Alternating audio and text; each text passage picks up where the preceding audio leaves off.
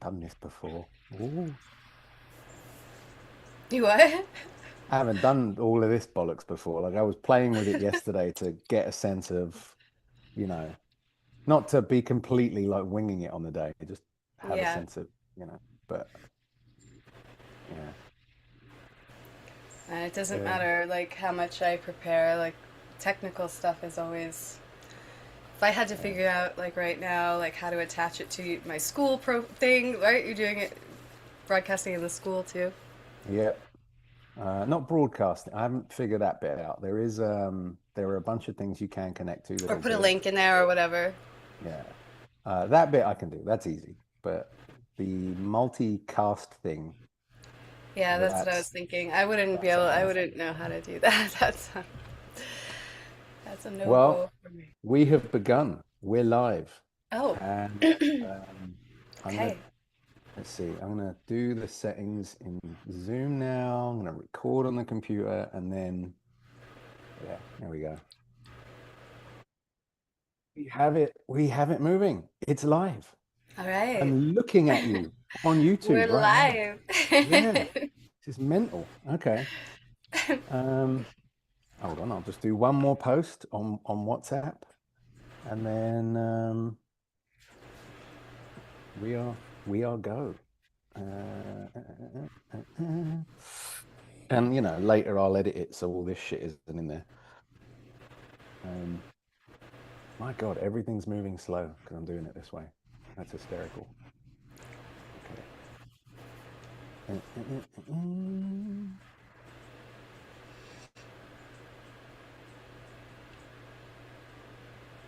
See, this is where assistance would be an absolute Right? win. Yeah. Not an AI one. No, no, no, no, no. They're not much use for us. Okay. So topics. Let's see.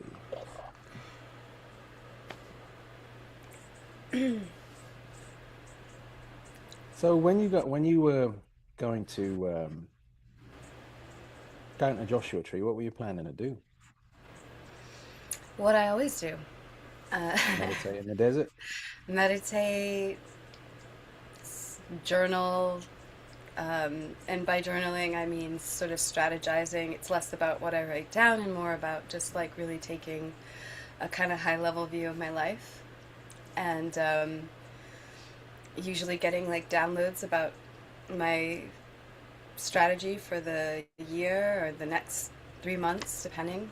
Mhm. Um, right now is usually when I feel like what my impetus for the year is going to be, but also the next 3 months. Because every quarter you have one of the major power days, so it works out quite well to kind of be strategic about what you're bringing into being every quarter. You know, you kind of ride that energy and the heights that that takes your consciousness to get perspective. It's not just about being empowered. Empowered is also about, you know, the way that it affects your mindset and the way that it gives you the ability to see like a longer view and think about things a little more multi-dimensionally and scurry around on the rocks and practice my Siddha powers and a bunch of yoga and meditate a lot. So it's more like you being in some in sacred space with yourself, I guess if we're going to call it anything. And Absolutely. yeah, it sounds like you have a lot of fun doing it. And but when you're playing with your city powers, what do you mean? Like what kind of stuff do you start doing? Well, the electromagnetic fields in Joshua trees, in Hmm. particular, one of my favorite power places, are just very strong. And when you're in, you know, it's to become embodied in some way when you're on a power spot is actually a very good way to integrate the energy into your body and into your mind. So going for a hike or something like that. So I like to climb around on the rocks and I love bouldering. Hmm. And I just turn into like, you know, this creature, like octopus cat creature. And and I just like challenge myself a lot So I'm like doing crazy things and using my Siddha powers to do them. Like, you know, do wild levitation-y, jumpy things and just challenging my body in those ways. And I also do my dance practices, you know, deep stretching and yoga.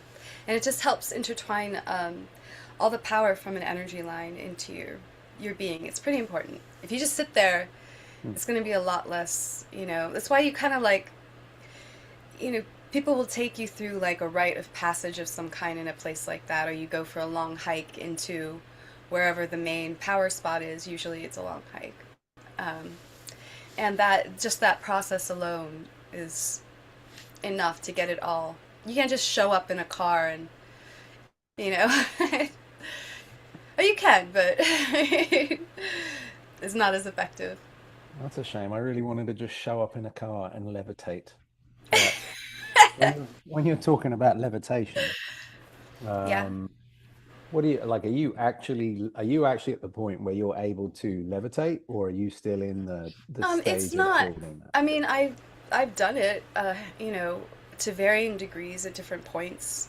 Mm, It's something that would happen passively a lot when I was meditating for a while, when I was like, kind of, or periodically when I'm teaching. mm, And when I'm teaching, I'm in a state of just being very connected and channeling as much as I possibly can for the, you know, to convey the experience to others.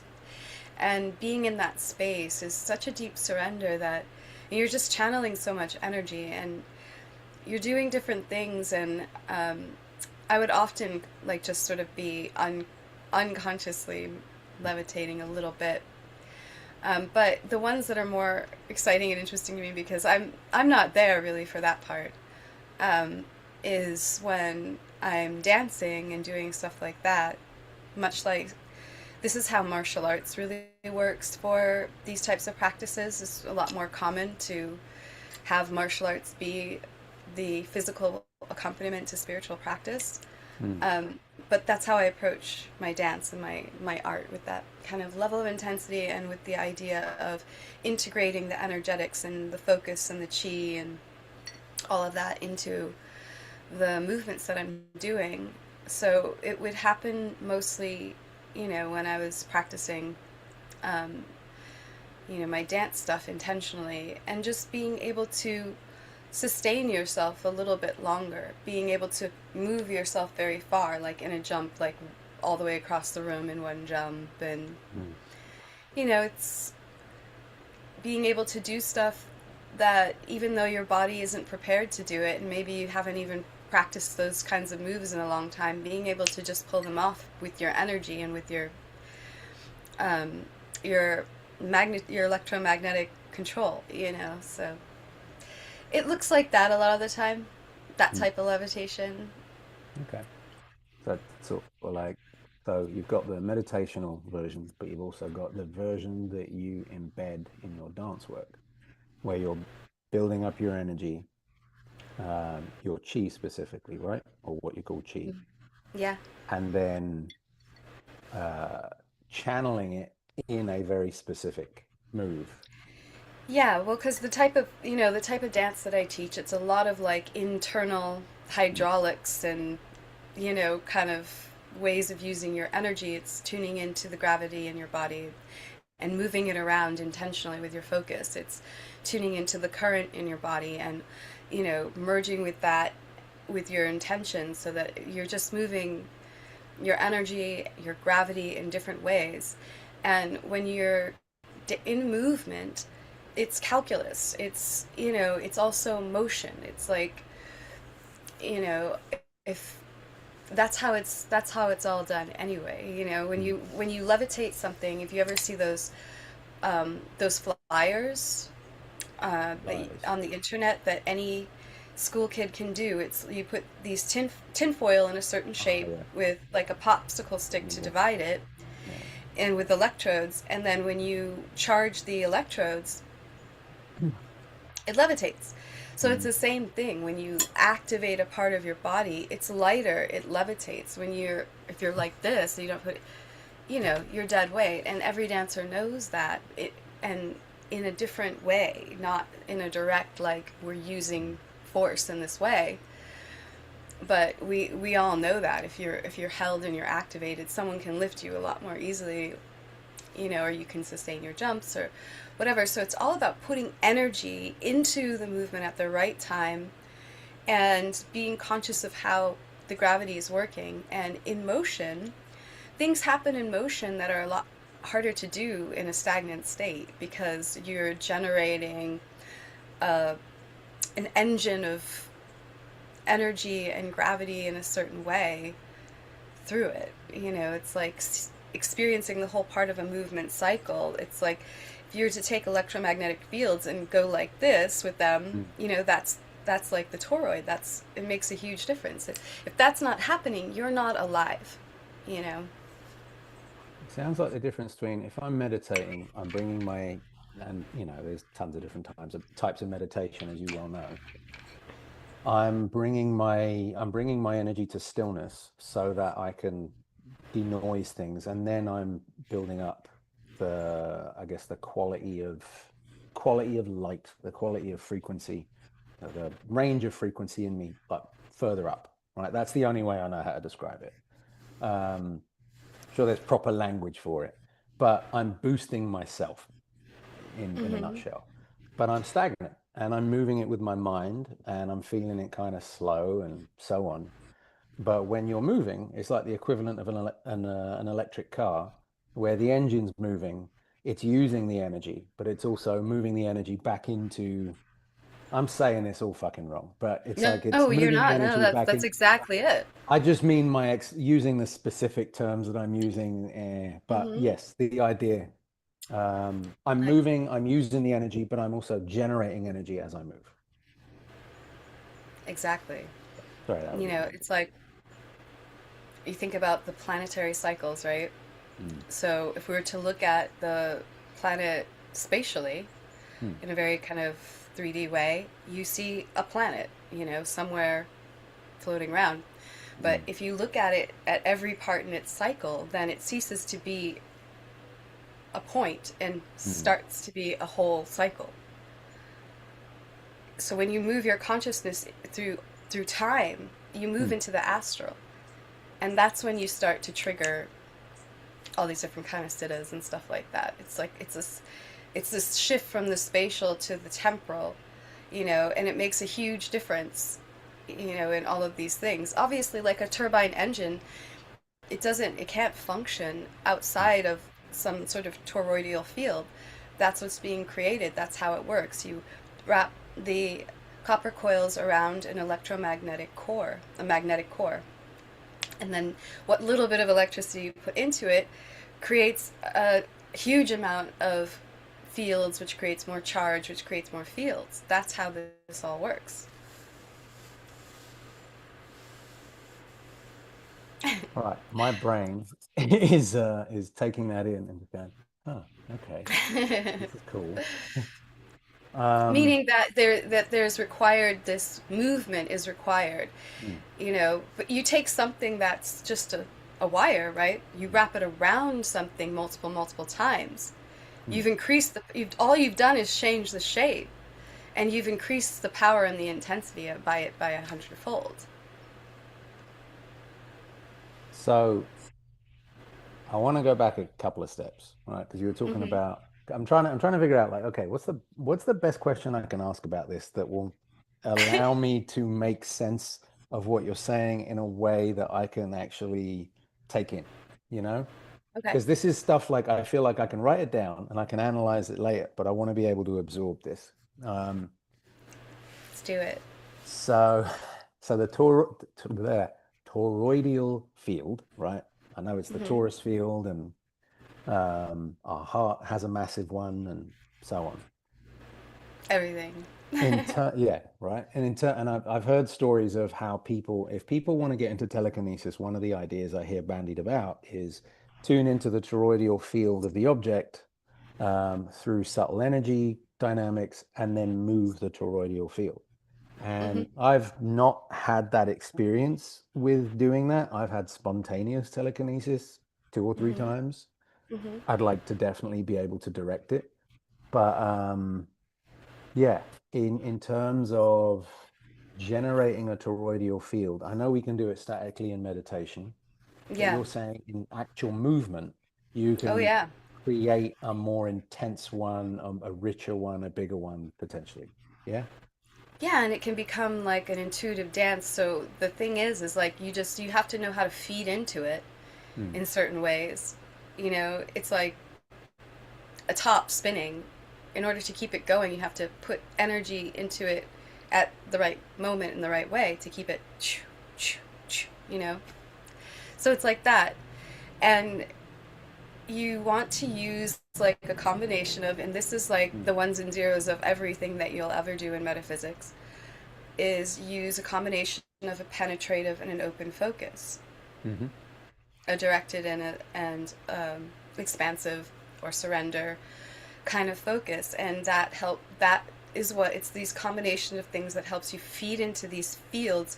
So one of the ways that I love to do this, and that where I started really experiencing a lot of telekinesis, if that's what you want to work on, I'm very by curious. doing the yin yang focus with Mm. the elements, you know, as I've done many times, and you've done it with me, the elemental meditation, Mm. because you you learn a lot of sort of siddhas from merging with the elements and meditating with the elements, and that's in a lot of different texts like Mm.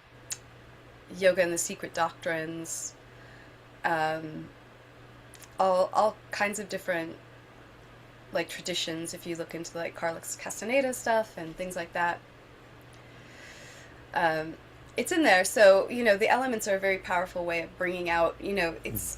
It's the threads of the different types of textures that you're made out of and we're all made out of. And it can be broken down in infinitely, but Mm. these are just very powerful ways that the broad strokes that work extremely well. So just meditating with the elements, and obviously I think that doing it where the element is the strongest is even more powerful, but you can just do it on your altar by having some water, a crystal, some incense, and candles. You can meditate on those things and practice merging with them by penetrating, open surrendering. And a part of the end of that open surrendering is bringing it into you, Mm. taking it in and letting it take over your awareness and your attention. You can draw it into your different chakras or any aspect of your perception and experience. And um, and when you really merge with something, there's a tipping point, because we're all infinite, so it's not like, but there's always a tipping point at which you switch into another type of perception, Mm. where the energy accumulates enough, your mind gets immersed enough, Mm. you become intertwined enough, and then it takes over and it takes you somewhere new that you didn't even know you could shoot for yet, so that Yeah. happens. And then when you're unmerged, you sort of come out of it, you can feel that element inside of everything and speak to it and connect with it, and therefore move it, so there's different ways of moving it, and enticing it or pulling it away, or that's the skill of the siddha. Once you've activated, then you want to be able to do stuff with it and control it in different ways. And there's subtle levels of it, of just being able to heat up your body or somebody Mm. else's body, or start a fire with your mind, with your hands. There's all different.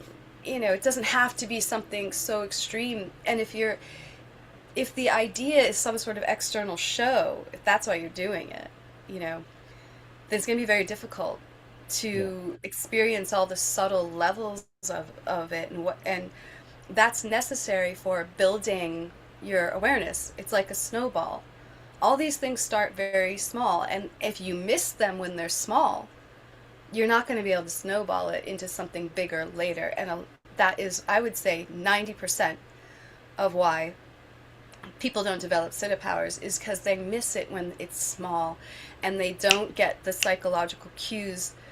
They don't build the momentum to keep going and to build it bigger and bigger. It actually happens very fast once you start. I really love how you broke all that down. It just sounds like a really elegant way to describe that initiatory experience with connecting with an energy and then being able to work with it. And I think for most people I've encountered, and that could just be like the field, right? The surrender part is the tough part. Like letting go of control, feeling like a part of you's gonna die. That bit, yeah. And I Yeah, don't no one know if wants to it's do that part. no, but it's the most important bit. And Oh yeah, no, it doesn't happen without that. And that's the first yeah. thing I teach people.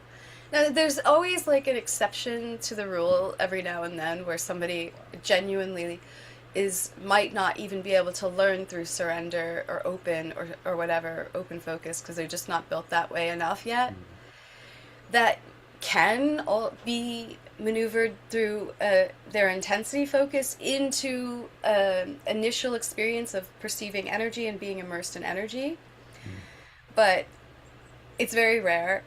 And the first part of that is being able to unravel, to surrender, to be fluid, passive, and to allow something to penetrate your consciousness, your mind, your body, and change you. And a lot of people are not um, down for that. There's a certain mm. amount of trust in the universe, there's a certain amount of trust in the experience that you have to just sit there and be like, I'm going to just obliterate myself into the sun when you're sun gazing, with your whole self and just let it take over, Yeah. you know, or I'm going to dissolve myself into the light, and your whole consciousness and perception changes in a way that is completely unfamiliar, that you feel like you might have no control over, and can be terrifying because it takes you outside of yourself, which is where people are very comfortable letting their perception stay. Mm. Yeah, when I've done the when I've done sun gazing, I know that I've felt that tension line going, oh, if I surrender to this now, I'm going to fall over because I'm standing up, right? And I'm standing up barefoot on grass, doing it, the way I've been told is the best way. And that's the thing stopping me. It's like, okay, if I give in to this, I'm going to fall over, injure myself. Look, my best Didn't sun think, gazing meditations have been sitting down. see, Doesn't that's matter the what's thing. on the ground. You could put your butt on the ground. You just have to be, Yeah, it's good to connect with the Earth's magnetic field. But you don't have to be standing. yeah. I realized I was being a bit dim when I had that moment. But yeah, setting yourself up so if you do need to, surrender and physically lose yourself, that's definitely helpful. And somewhere safe, obviously. But what in your experience have you seen to be the most uh, common interruptions to that surrender experience for people? Because I'm sure you've seen a ton of it. Oh, yeah. I mean, that's almost all of it, Mm, honestly. And just it's that because, like I said, that initial experience, it's quite dependent on someone's ability to let go a little bit. mm, But you also have to maintain a certain amount of focus and overall intention with what you're doing, because it's not just well, I'm going to say this. It can be just that, because honestly, truly, if you really are to let go into nothingness, it does lead into the energetic realms. mm, That's just where it goes, whether you intend that or not.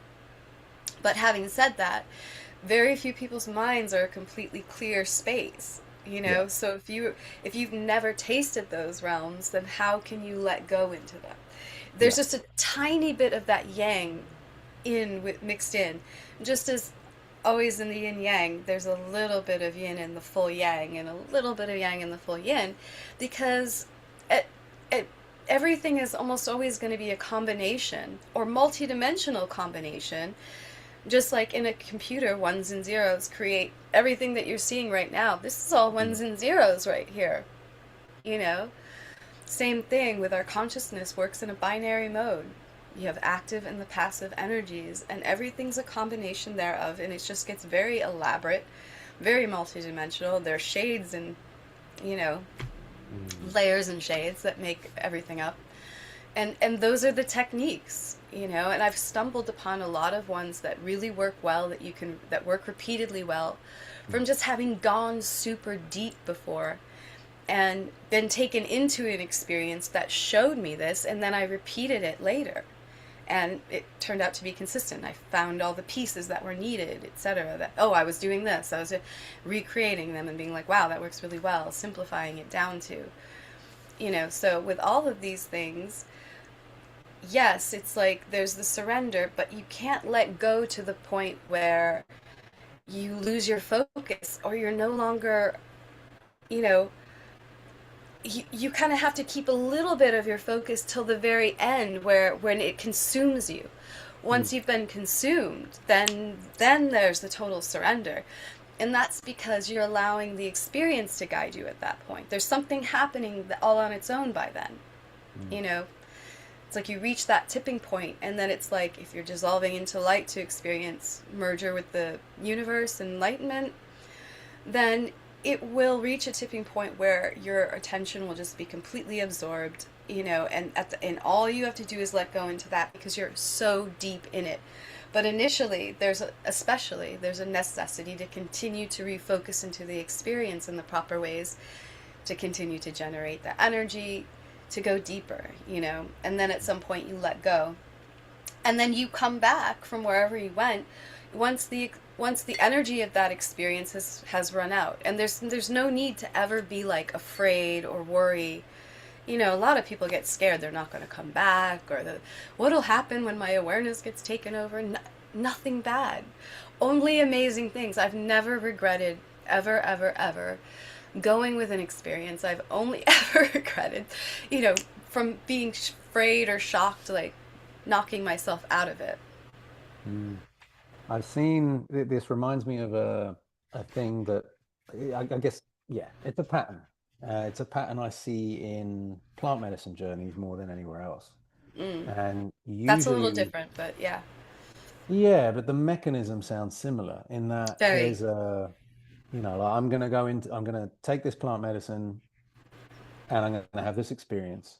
And then at some point in the experience, there's a tension point where someone is meeting a loss of a part of themselves and they don't really see it that way. They just see, oh no, it feels like I'm dying, they freak out, unless they know to yield to it. And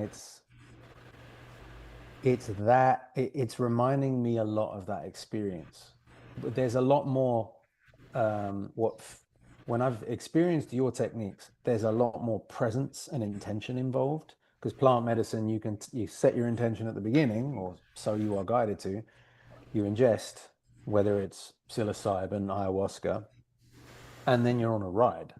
You Hmm. are taken to that point by just being a participant, like you're in a movie. But Exactly. It's a little more passive.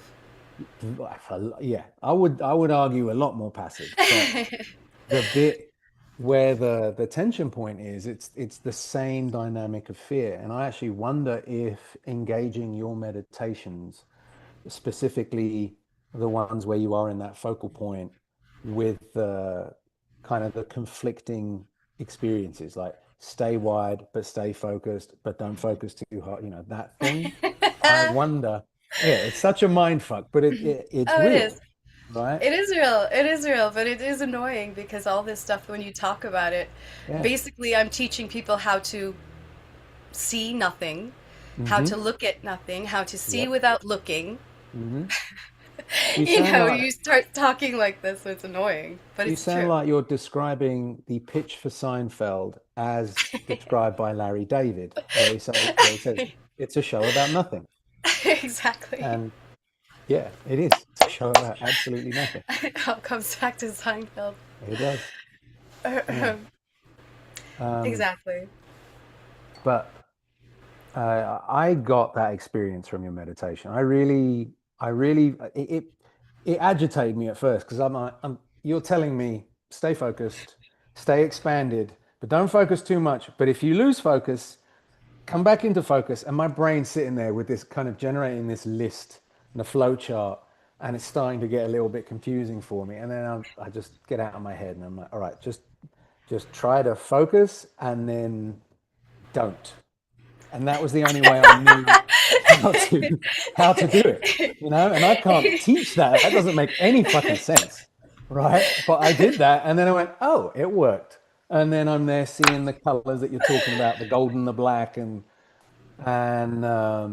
yeah, It's very it's forgiving, luckily. yeah, it is. It's actually very forgiving because it's there. It's real, it's natural.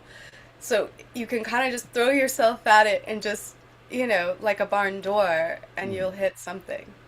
yeah, Which is why I've learned how to be able to just talk people through this, which I mm, hope we'll do at some point during this. Would be fun. yeah, Because I can just, over the years of guiding people in, obviously I use my energy, mm, but you want to kind of increase people's chances of having a metaphysical experience, because that's step one, is getting immersed in it.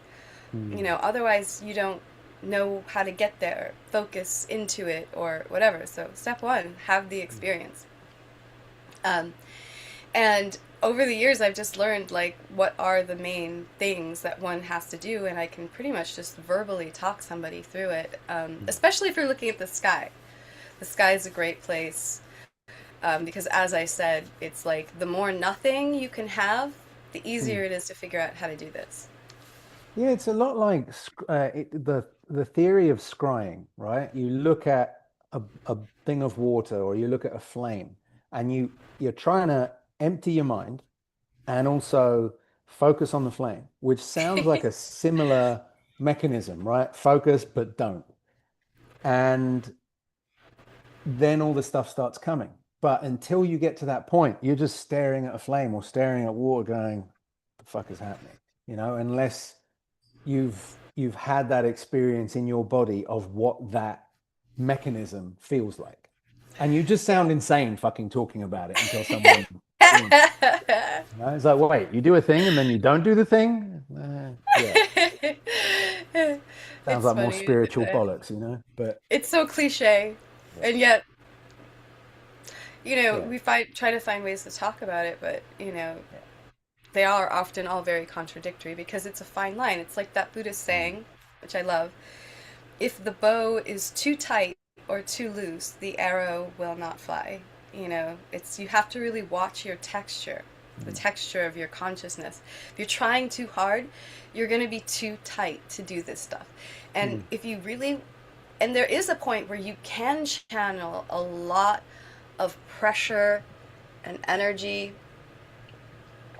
um, but that's on the other side of knowing how to surrender and how to have an mm, open space within that. Because if you have to be aware of, like, oh, now I'm squeezing it off too tight, and I have to keep it, and then, and it's a dance. It's a dance with your the tension of your awareness, your focus, and your surrender to the source of that energy. Because mm, that's the other thing, is like, unless you are plugged in, you're going to be constantly limited to only what you can generate within your own field. And that is a huge limitation. A lot of these siddhas are on the other side of figuring out how to stay plugged in whilst being actively channeling. But that's the mm, thing that people don't understand, and it's almost like its own gatekeeping, you know, is that the surrender part is the key to active power. yep. So people come to these practices because they want power, and they get disappointed Hmm. because, and this is why a lot of power seekers do fucked up shit to get power, as opposed to the right things, Mm, because they're no longer capable of the surrender, of the openness. It's like, as we live life, we get adulterated, we get programmed, we get, you know we start like this. We're huge. We're out, a little kid, their energy is huge, their body's tiny, they're bumbling around, bouncing off stuff, nothing bothers them. mm, They're so fluid.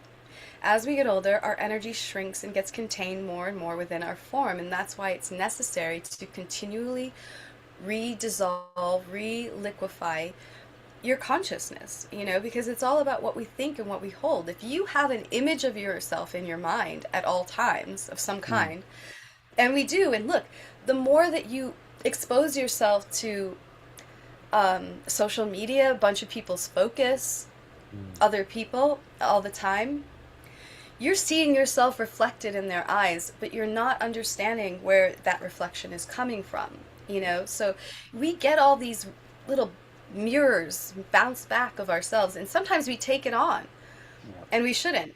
I mean, you know, most of the time. Sometimes it's positive, but, you know, but even then, it's not as good as having that part of you free to Mm. perceive and to be what you really are. You want to connect your identity instead of having it be a shell. You want to connect it into the core of your being, and this is, you know, also the most important part. So again, a lot of power seekers not going super deep into their hearts, you know. Everything dismantles in the heart. How can you seek power if you're grounded in your heart? You know, for what? Fear, control. You want to do stuff to people. You want to become, what is it you want Mm. from this? You know, oftentimes these things are coming from the wrong place. Now, if they're coming from your genuine expression, that's different, you Mm. know. And this ties back into Dharma, which is Mm. how we're supposed to experience these things. We're supposed to develop our siddhas by intertwining our practices with whatever our art form is, or whatever it is we do in life, even if it's like Mm. hobby, whatever, you know. And when you do that,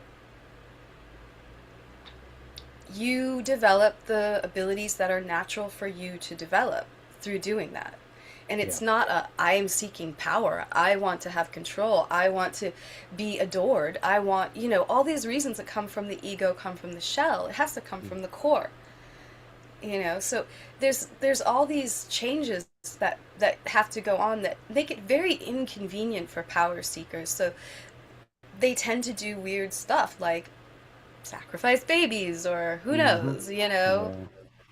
weird fucked up Goats. shit, Yeah. cannibalize other people through love and sexual relations. You know, people, you know, definitely Cannibalize people through love? You mean using people suck their sexually? energy. Okay.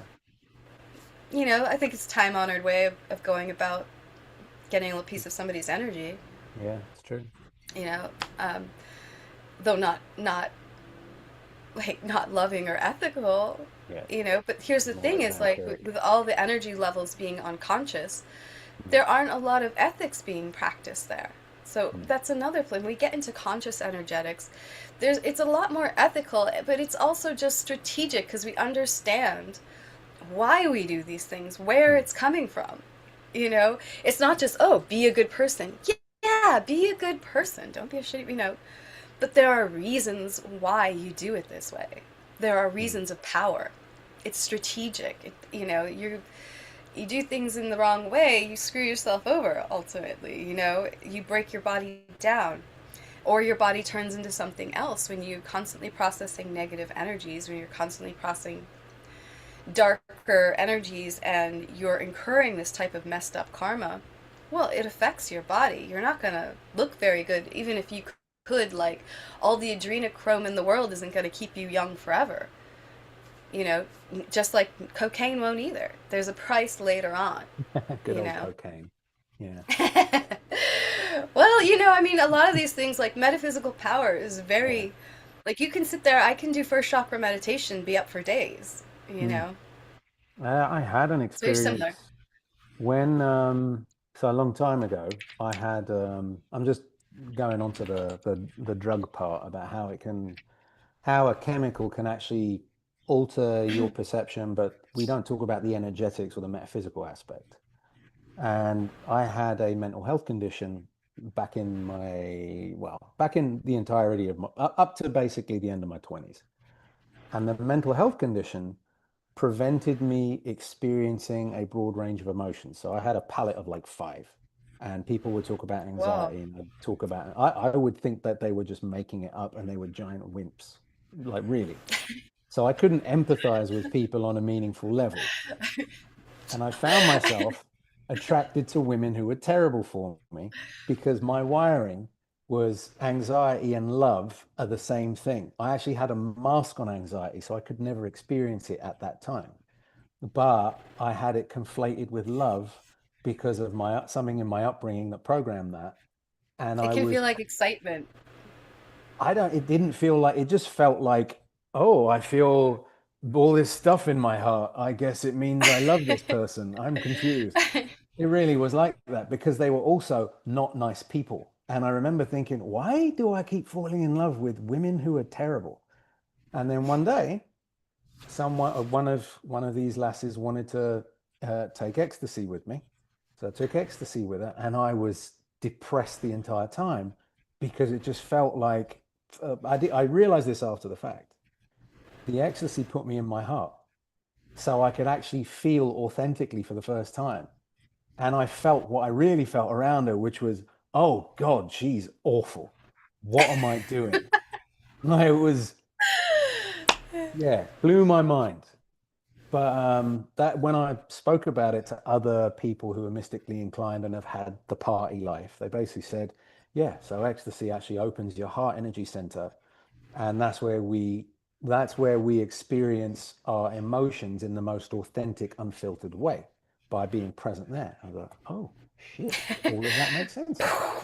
Yeah, trip me out.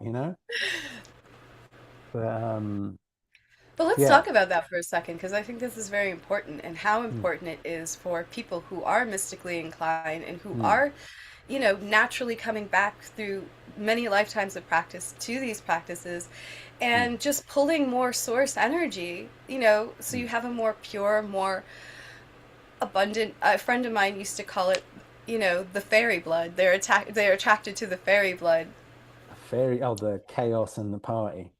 That kind of fairy. Is that like Just that model people, of they fairy or just something? want your piece of your, like, as a natural mystic, people Mm, always are attracted to that, because it's something they don't have. There's mm, something that is missing from, that's extremely familiar to us all, but mm, a lot of people don't know why, or don't even know, it's all unconscious. They just think, oh, they're attractive for these reasons, and something in them is drawn to that, wants it.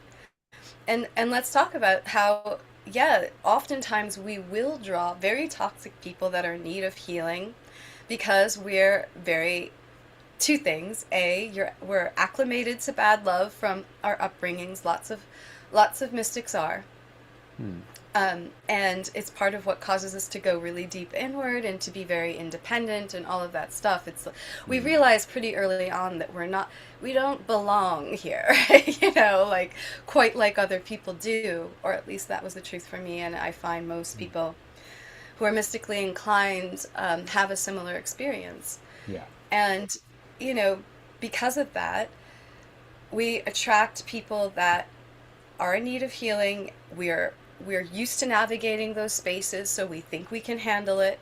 There's a Mm, little bit of thinking that we can handle anything, because being magical, knowing I'm magical, I feel like I can heal anybody or handle anything, which is obviously mm, not true. But it's good to feel that way, a lot of the time, because then you don't limit yourself. But you do mm, occasionally run into your limitations, at least that are temporary limitations, and this is part of it. But also, it's like there's some there's places where your wounds meet up, in that, I know in my upbringing as an empath, I naturally wanted to flow into people's wounds and be the medicine that they need, whatever that was. I would shape shift into whatever that was in the moment. A friend, a confidant, you know, someone giving spiritual advice. I was doing that from the time I was like 5. It was very strange. mm, And, being a comfort to my parents, my siblings, kind of absorbing all of so we're acclimated to that. So then you end up with someone that is extremely selfish and mhm, sadistic, in the love bombing phase, when they're able to let go into it without all of their shit for brief periods, mm, enough to get you invested, you know, and then they switch it up and go into all their toxic patterns, whether it's intentional or not, and they kind of drag you along for the ride. And when you have a lot of love and compassion and empathy, You're willing to give people the benefit of the doubt. You're willing to, you see their potential. You see the beauty inside them. When you train yourself to look into energy, that's Hmm. literally what you're doing. You're looking at the most positive aspect of the underlying energy of the universe. And you doing that when you're seeing people. You're doing that when you're seeing reality, and that's a good thing. But it's Hmm. just also necessary to develop the proper like boundaries around this stuff. And Oh yeah, not that's having essential. toxic people in your field is like, you want to develop your powers, you want to go somewhere, with your Yeah. evolution, you can't have toxic people around you. Toxic It's a people lesson isn't, we all have to learn. it's an interesting concept because we hyper focus on the toxic part and we don't focus on the, okay, let's say this person isn't toxic, but their energy has an impact on me that's draining or detrimental, you know? Because that can be either someone with harmful intent or they're just chaotic in their lives and they, smash things as they move through the world without knowing they're smashing things. Or we have a specific condition or background history that meets whatever it is that they're bringing to the table Mm-hmm. that they carry, and we're having a chemical reaction that's negative. And I find that if you are in a circumstance that's draining and it can't be corrected for whatever reason, can't be readjusted, then yeah, it puts you into survival mode. And if it puts you into survival mode, you can't relax and then tune into I guess, the deeper frequency bands of the subtle energies. It's way harder to connect with them. And for someone who's, say, a channeler or a medium, and there's phenomenal mediums who don't have to worry too much about this, but for me to do mediumship, because mediumship is not one of my mains, but it's something that comes spontaneously sometimes. I do need to be in that space. I can't be in survival mode. Otherwise, it's like the Absolutely. equivalent of yelling across a concert, like, "What do you want me to get from the bar?" And someone's going, "Champagne." And you're like, "Vodka?" It's like that. And it sounds It like is that's like just, that, and you yeah, have to. It's more the stuff you're doing is too subtle for yeah, all that. it is. But You need also, you like lose super fine energy tuned over time through the vocal. process. When you're with somebody like that, it's a Yeah. constant drain, and Yes. your energy has to fill up to a certain point before you can even really see that stuff and connect to it on a real level. And a lot of it is, yeah, it's subtle, delicate Yeah. surgeries you're doing with your attention. You know, or not surgeries, but like when Yes, I'm that when I'm level of doing like intricacy. intricacy. Yes, exactly. Yeah, you're How sound? touching fields and energy lines, and Mm. it takes a shift out of the physical for sure. You have to generate a certain amount to really get in that. Yeah, that's a good way of looking at it. And I've had that direct experience where I was in a state where I was not in survival at all. I had my stuff taken care of for 6 months, right? And in that 6 months, I was also going through some of the hardest stuff in my life. But I just came out of a meditation retreat and I learned finally how to be present in my own chaos. And I could just witness it, not get taken in by it, not get taken in by anyone else's. And I was having experiences where I felt like I was dissolving without plant medicine. And I just spontaneously, I'd be in my garden and just feeling like, oh my God, I feel connected to everything. This is terrifying. I feel like I can't have a single point attention anymore. It has to explode and be multiple points of attention. I don't know, will that kill me? Because I had no teaching before. No one was teaching me anything. I was just sort of like, well, what do I do? And Those states are a lot, man. They're not, they are. easy to figure out how to stay, how to keep going and yet function, and it's Yeah, tricky. it is. I definitely want to play that again. Hold on. Someone on the chat thread saying hello. My friend Nadine Masako. I think you would actually like Hello. her. She might ask some cool questions. Ooh. Um, Yeah. Yeah, it's a really strange experience. And I loved the benefit of being in that state. And it does sound like total bullshit unless you've been there, but I was seeing kind of rainbowish outlines around things. Yeah. And I felt a bliss state and I felt a sense of just surrender isn't the right word, but it's in the right bucket. Mm-hmm.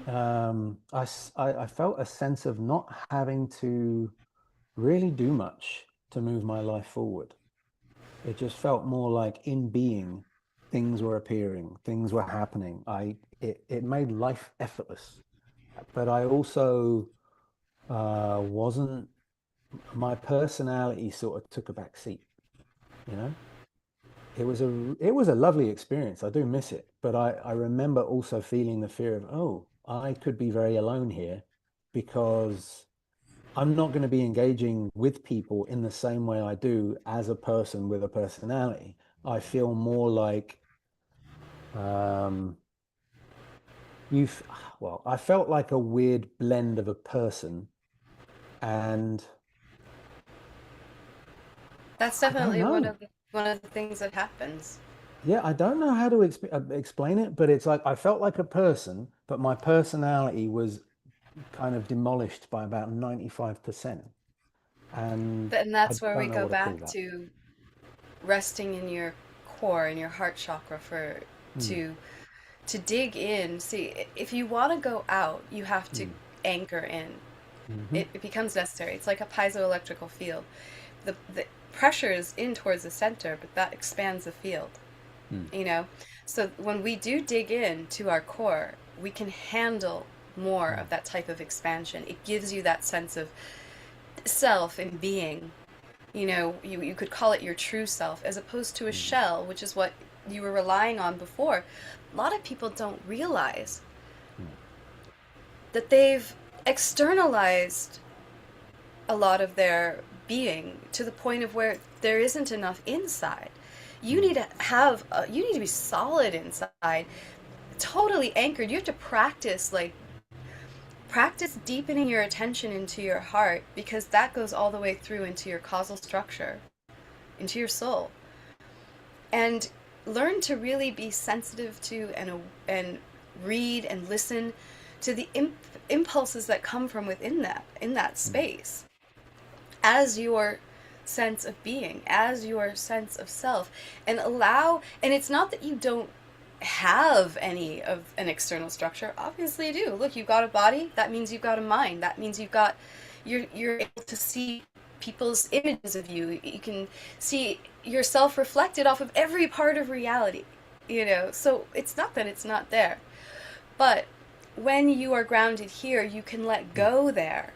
You mm, can shape shift. You can bring out more sides of yourself. You can be more expansive and be grounded more in your multidimensional nature. So your sense of self changes. And this is a necessary part. To think you're going to go from, you know, and this is, I think, one of the problems with when you get on the path and you're a seeker and, you know, and plant medicines, and you just eradicate your ego day after mm, day, is that you're not really replacing it with anything necessary, especially if you're doing it in a very protective environment. So mm, it's this fine line between monastic living and, like you said, you can become very disconnected and very disjointed from everyday, you know, connecting with normal people in everyday society. You just sort of lose, you know, a commonality in some way. You just have mm, nothing to, you know, which isn't true really, because it's interesting, but when you speak to people from where you're at, they tend to kind of join you there more. And they might not be there all the time, but they like that when they're with you, they can go there with you, you know? So it's actually not true, but we do get very disjointed and very disconnected mm, from too much of that, especially without grounding in like a true sense of self. You know, we get that separativity, and it's like in Buddhism, which I love, and that's how I started and how I know this, mm, is that it can be too much of this emptiness, empty center. So you're hollowing out your insides. when you hold yourself with your will, especially with Zen, you're just holding stillness with your will. You're Mm. hollowing out your insides, and that's good. You want to clear out, you want to purify, but you also want to go into your true nature, your true self. And that is a different type of exploration that doesn't revolve around emptiness per se, but more of an understanding of, and it's like, sorry, I'm jumping around. It's interesting because in the beginning, this is kind of how it goes, but then there needs to be a point where it all kind of coagulates and you're able to live naturally from the inside out, from within your core. I think So doing anything where you're too much holding you an emptiness, mm. too much dissolving the self without having experiences from within yourself. And that's where like the active power comes in. I'm not like you should never try to use this stuff. It's I think that's absurd, and I think that's one of the biggest disempowering things of our age and how we've gotten like mystics to be so passive in the world Mm. is that it's all this you don't involve yourself. You don't do anything with this. You just go, you experience enlightenment, then you chop wood and carry water. And there's this separation, and I don't agree. I think that everything that's passive can be an active power. It's first a passive power, but then you can direct it, then you can use it, and you have the wisdom to see how to use it because you've merged with it, you let it guide you. And that's something you do regularly. You merge with it, you let it guide you, you dissolve yourself, you stay fluid. Mm. But then you also meditate on your chakras. You also go deeper into your soul. You also develop your focus and your concentration. You also experience what it's like to use that power actively. And when you do that, I mean, they do that all the time, but it's just sort of sanctioned in different places, like developing the tumo, which is the ability to keep yourself warm. Mm. That's definitely like you could meditate on your navel center, you meditate on the fire element, you can meditate on a Durga yantra. Those all really activate that siddha called the tumo. And that's one that's heavily used in the Himalayas with, Yeah. the Tibetan monks especially because it's fucking cold and it's Yeah. practical and you have to do it. And when you do That's it, integrate that to a certain degree, you perform a ritual that mm. shows that you've got it down, where basically they put you at 4 times in the night outside in the snow with nothing but just your thin cotton robe, and they'll take a wet blanket and put it Okay. on you and pour water on you. So you have to dissolve it. It's all going to be ice. You have to melt it and dry yourself out into a certain range around you. You do that 4 times throughout the night, and then they you graduate yourself to being a breathless yogi. Mm. And it takes you to another level. So it doesn't have to come from the ego. It can also come from practicality, but it can also, I Mm. think this is the natural thing. It's like once you become a butterfly, you don't just continue to walk around on the ground. You'll get super messed up from that. Being a Mm. butterfly means you go through the transformation in the cocoon of meditation or whatever. Mm. And then once you emerge, then you fly. you know? I don't believe in this like disempowering mystics by saying, "Oh, you can never use your powers, for anything, Yeah, that's for total crap. yourself or whatever, I whatever the can't self stand that shit. is." Oh, Whenever I've seen, like, I really wanted to figure out like what's the purpose of these abilities. Is it just to have power? Is it just to feel special? Because there's a lot of that pursuit, and it tends to be what I've noticed in this space. Most of the people have come through difficult childhoods, and you ask them about their childhoods, and they're pretty savage. And yep, what I have found to be a constant pattern is that these abilities are actually some of the starting abilities someone gains. They're built in necessity. They're built in survival. They're built in some need. And empathing is the classic one. right? Someone who can really read someone's energy without looking at them. They're someone who grew up usually in chaos, where their parents were just chaotic and they were trying to preempt what their parents were going to do. Someone who's a Absolutely. medium, they might be doing that because that might come online because they actually want to connect with someone who passed away who was their only source of love as far as they could perceive. And then they did, Absolutely. and people who do astral travel, they wanted to escape their bodies because being present in the body sucked and they wanted to go to dreamlands. So just at that level, it tells you that these aren't experiences to be kind of walled up and kept in a monastery. You're supposed to use them in your life, but I think much like anything tied to empowerment, it's been discouraged as a regular thing. In the same way, women trusting their intuition has been discouraged because it would take away from probably abusive male leadership. And that's not me saying all male leadership is abusive because that's obviously stupid. But as the current, what we're seeing in the world right now, that would definitely fit that archetype. You've got that Yeah. kind of, yeah, idiotic, we're just going to do what we want mentality without any regard for anything that is around. Anyway, yeah, the point of all that was to say that I totally agree with you about abilities and how it's just stupid that we're basically discouraged from experiencing them because they're part of the human experience. We have them for a reason. And if It we're bothers me a unethical, lot. Yeah. yeah, I'm always yeah, like, what the fuck? yeah, you're one of the few people I know who is very free with her gifts, and you don't use it unethically, far as I know, and you're teaching it and you're helping people have experiences. There's no way, I mean, I don't know anyone else who teaches what you teach, basically. Um, and I love it because I was able to experience stuff that, yeah, no one else had taken me through. I remember when you showed me, stare in the sky and you're going to see this, and you're going to see things. And I first started seeing those little squiggly, the little squigglies that you always see, right? Everyone sees the Mhm. squigglies.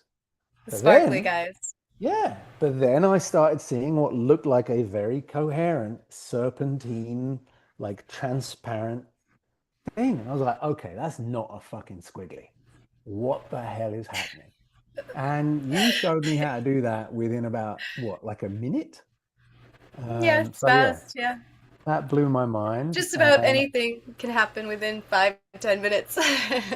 Yeah, well, like if a practice is effective, it's not something you're going to have to go go up a mountain or sit in a monastery for 2 years to try and figure out how to do. But the hardest part is trying to encourage people to go further because Yeah. they have an experience and they think that that's what it is. And you're Mm, like, no, that's just the very beginning. If you keep accumulating this, if you keep reaching further tipping points, it goes so much deeper. This is just the touch. This is just the taste. And that's what I was saying earlier.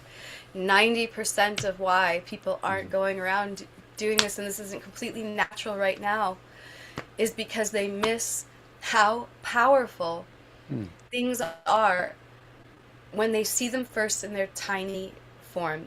They miss mhm, it. It's like, is this going to tell you what it's like to be on the sun? mm, No, you know. So it's like you give people a little taste, and then they're like, "Oh, that was cool," and then they just mm, never go back because they can't make the connections or draw the lines between that and what's possible with it. They don't see how far it can go, mm, especially with the light. When I use the light, that's the hardest one for people to comprehend how powerful it is. mm. Yeah, Um, that's an interesting experience that you give people through that. And I want to ask you before we potentially go into something, because I know you wanted to do an exercise for people.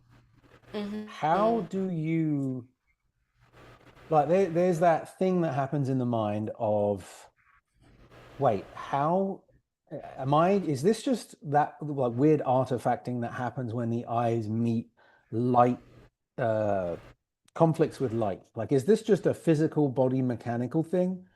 Where is the line between the physical mechanical thing that happens in light and the metaphysical aspect? You know, like that's the bit. How do you help people Well, it's get past that? obvious when you go deep enough, and that's what I'm telling them. So here's the thing, it's like there are gateways to get into this. There's multiple ways to get into this. But a lot of them, they start with things you do here. You're here. This is where you're Mm. starting from. So, it's going to involve that. You know Yeah. what I mean? To some degree. If you're, as long as you're a physical being and you're, especially if your perception is locked into the physical, Mm. we have to include it. We have to start there. But what I find is really helpful is education. Go fucking look up rods and cones. Go look it up and read about the extent of what happens and how it happens. You actually have to stare for quite some time, at least 10 minutes, at least Mm. 15 minutes, without, don't blink, blah, blah, blah, just to get these minor phenomena of like photonegativying when you look at somewhere else and maybe like, it's very minor what happens, and it's like a little color theory stuff goes on. You when you look at something and then you turn away, you'll see the opposite color, little Mm. things like that. These are all phenomena that happen with rods and cones.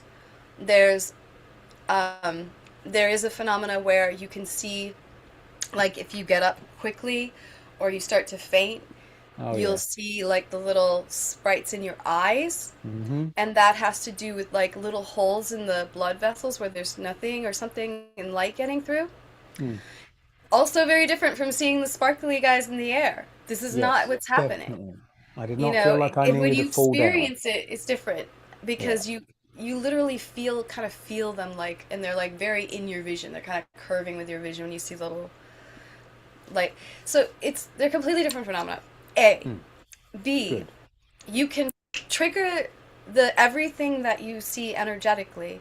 You can trigger the deeper levels of it almost instantaneously.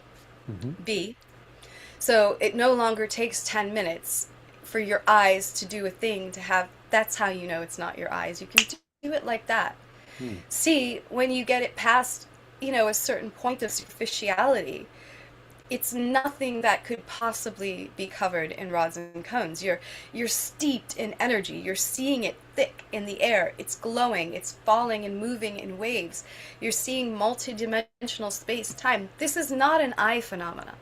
And Hmm. then finally, because you can close your fucking eyes and see the same shit, that's another way you know. You know. That So was there's many beautiful. keys. There will be Yeah. many signs. Yeah.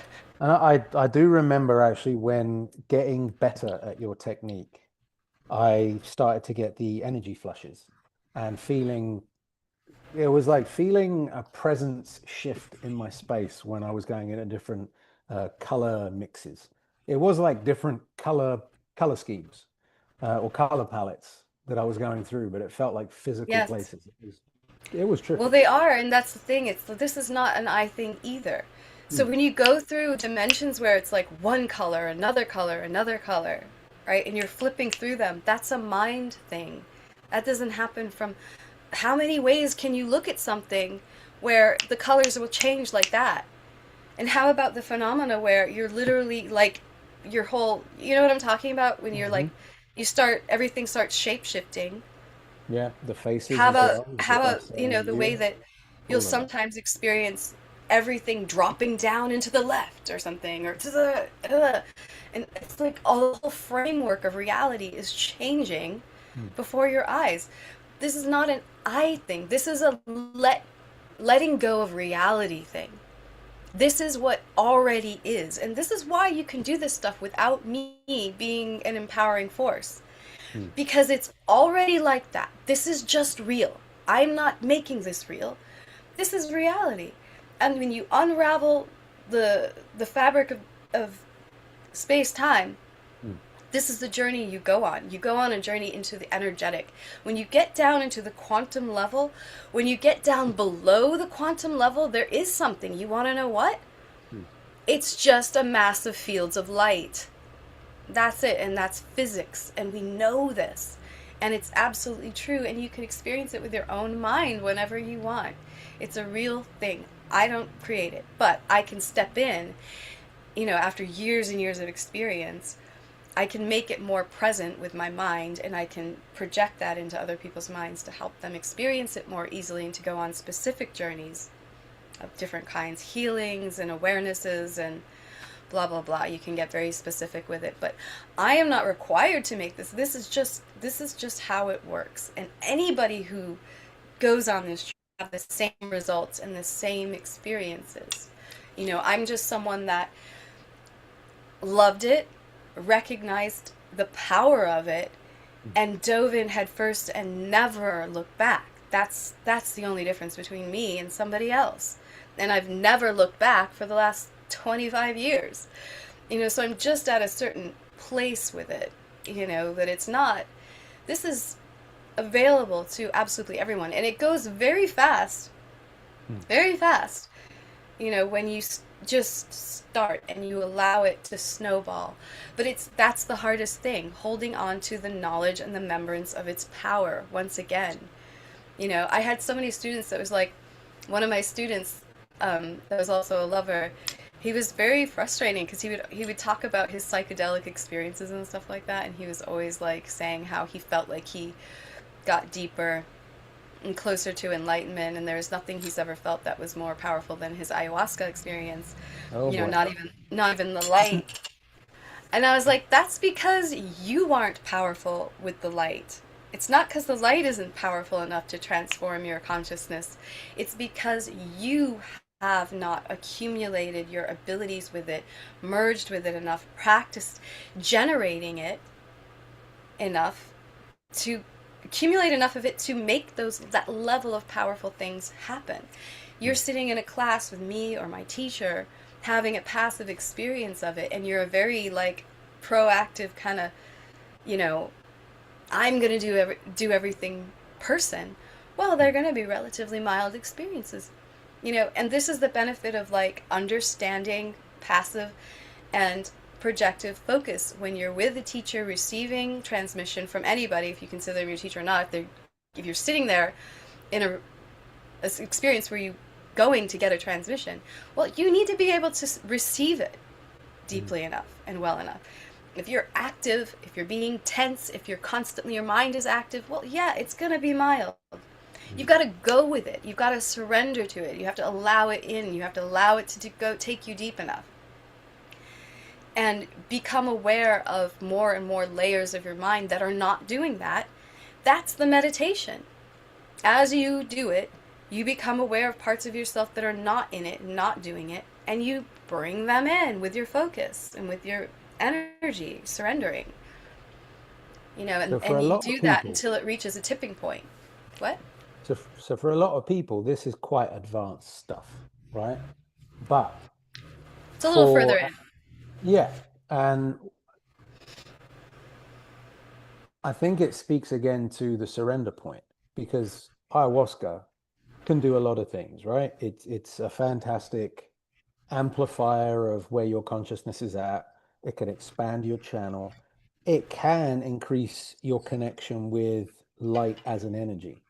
But I haven't seen anyone come out of doing ayahuasca specifically, or even just one ceremony, where they've developed abilities around generating more light. It's usually just that their channel opens and they can flow more energy through them, but it's not quite from the place that I feel you're talking about.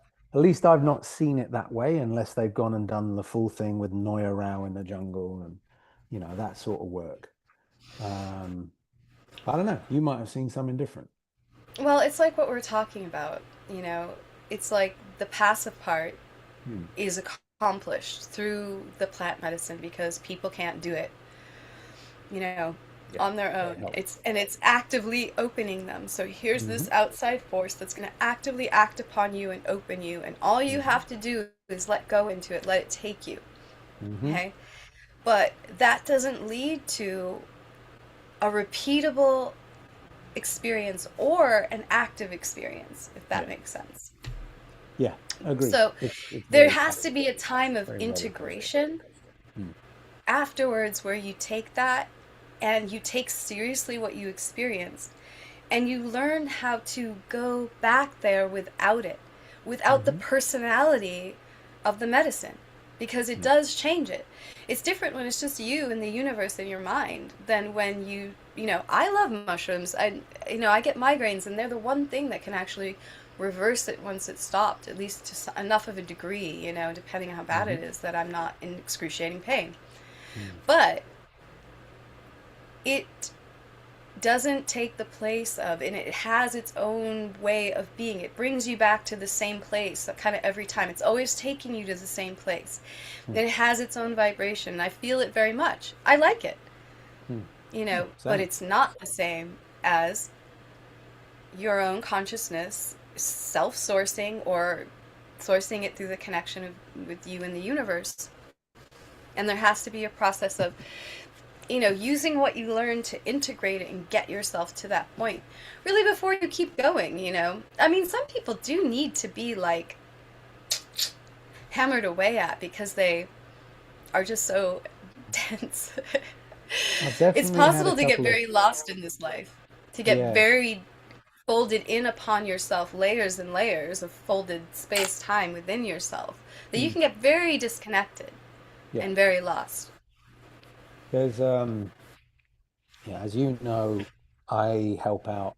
I host workshops and integration things for people who go through plant medicine retreats. And ayahuasca, when I've sat in the ceremonies and watched other people, we've had people who needed like two, three, 4 cups to break through. And sometimes their first ceremony will be physically their conditions in somatic form being broken down by the ayahuasca.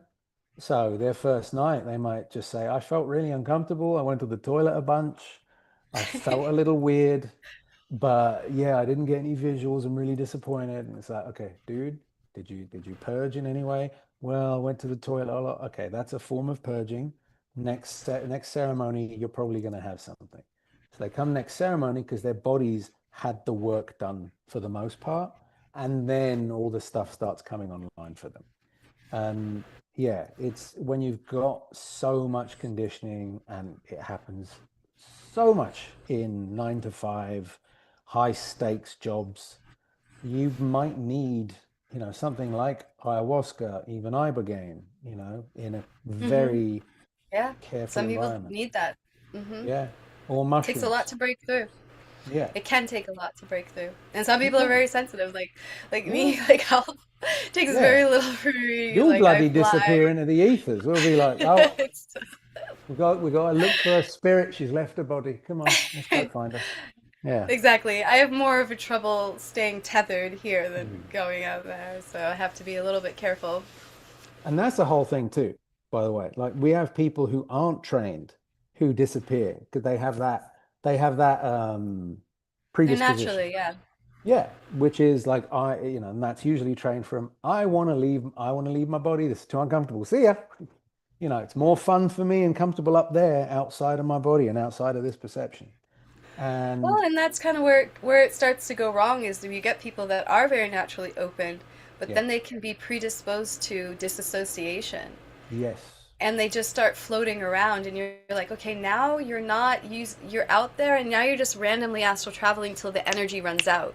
You're not Right. figuring out how to go deeper into it. You're not figuring out how to continue the journey while you're in it. It's like you have to focus in a way where it continues. Whereas it happens a lot of times when I'm meditating with people because I'm kind of doing it for them. Mm. So when people are Yeah. getting very passive like that, I've people that are noticed naturally. with the passive folks, usually I find there's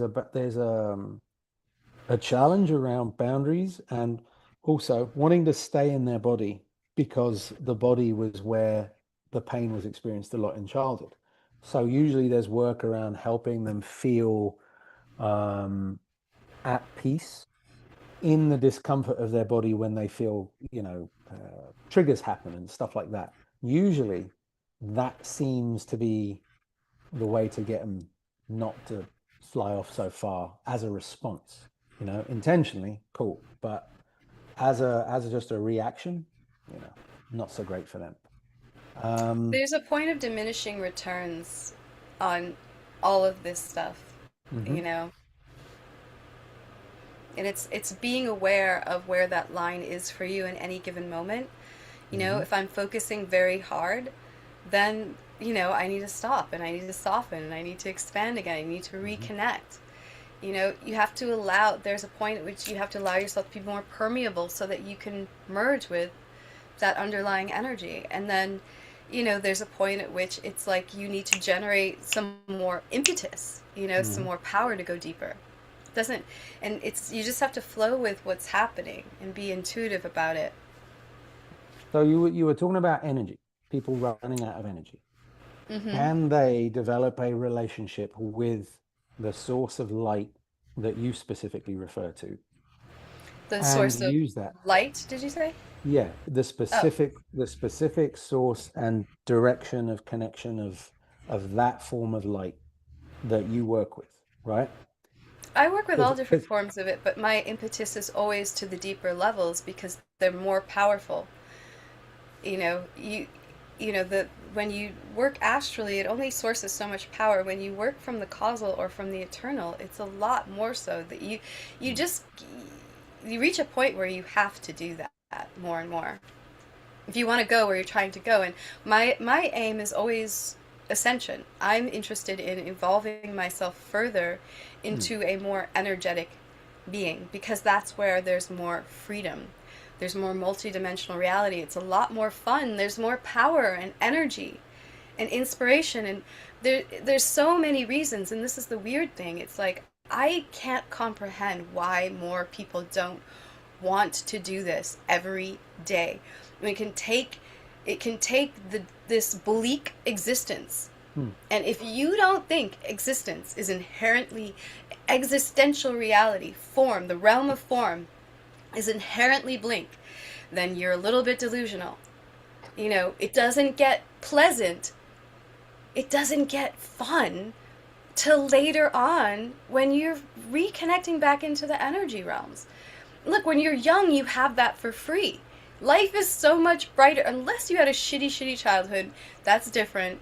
Obviously, if, you know, external things are rough, then that changes what I'm about to say. But mm. otherwise, when you're young, you're so much more alive and vibrant, imaginative, close to source.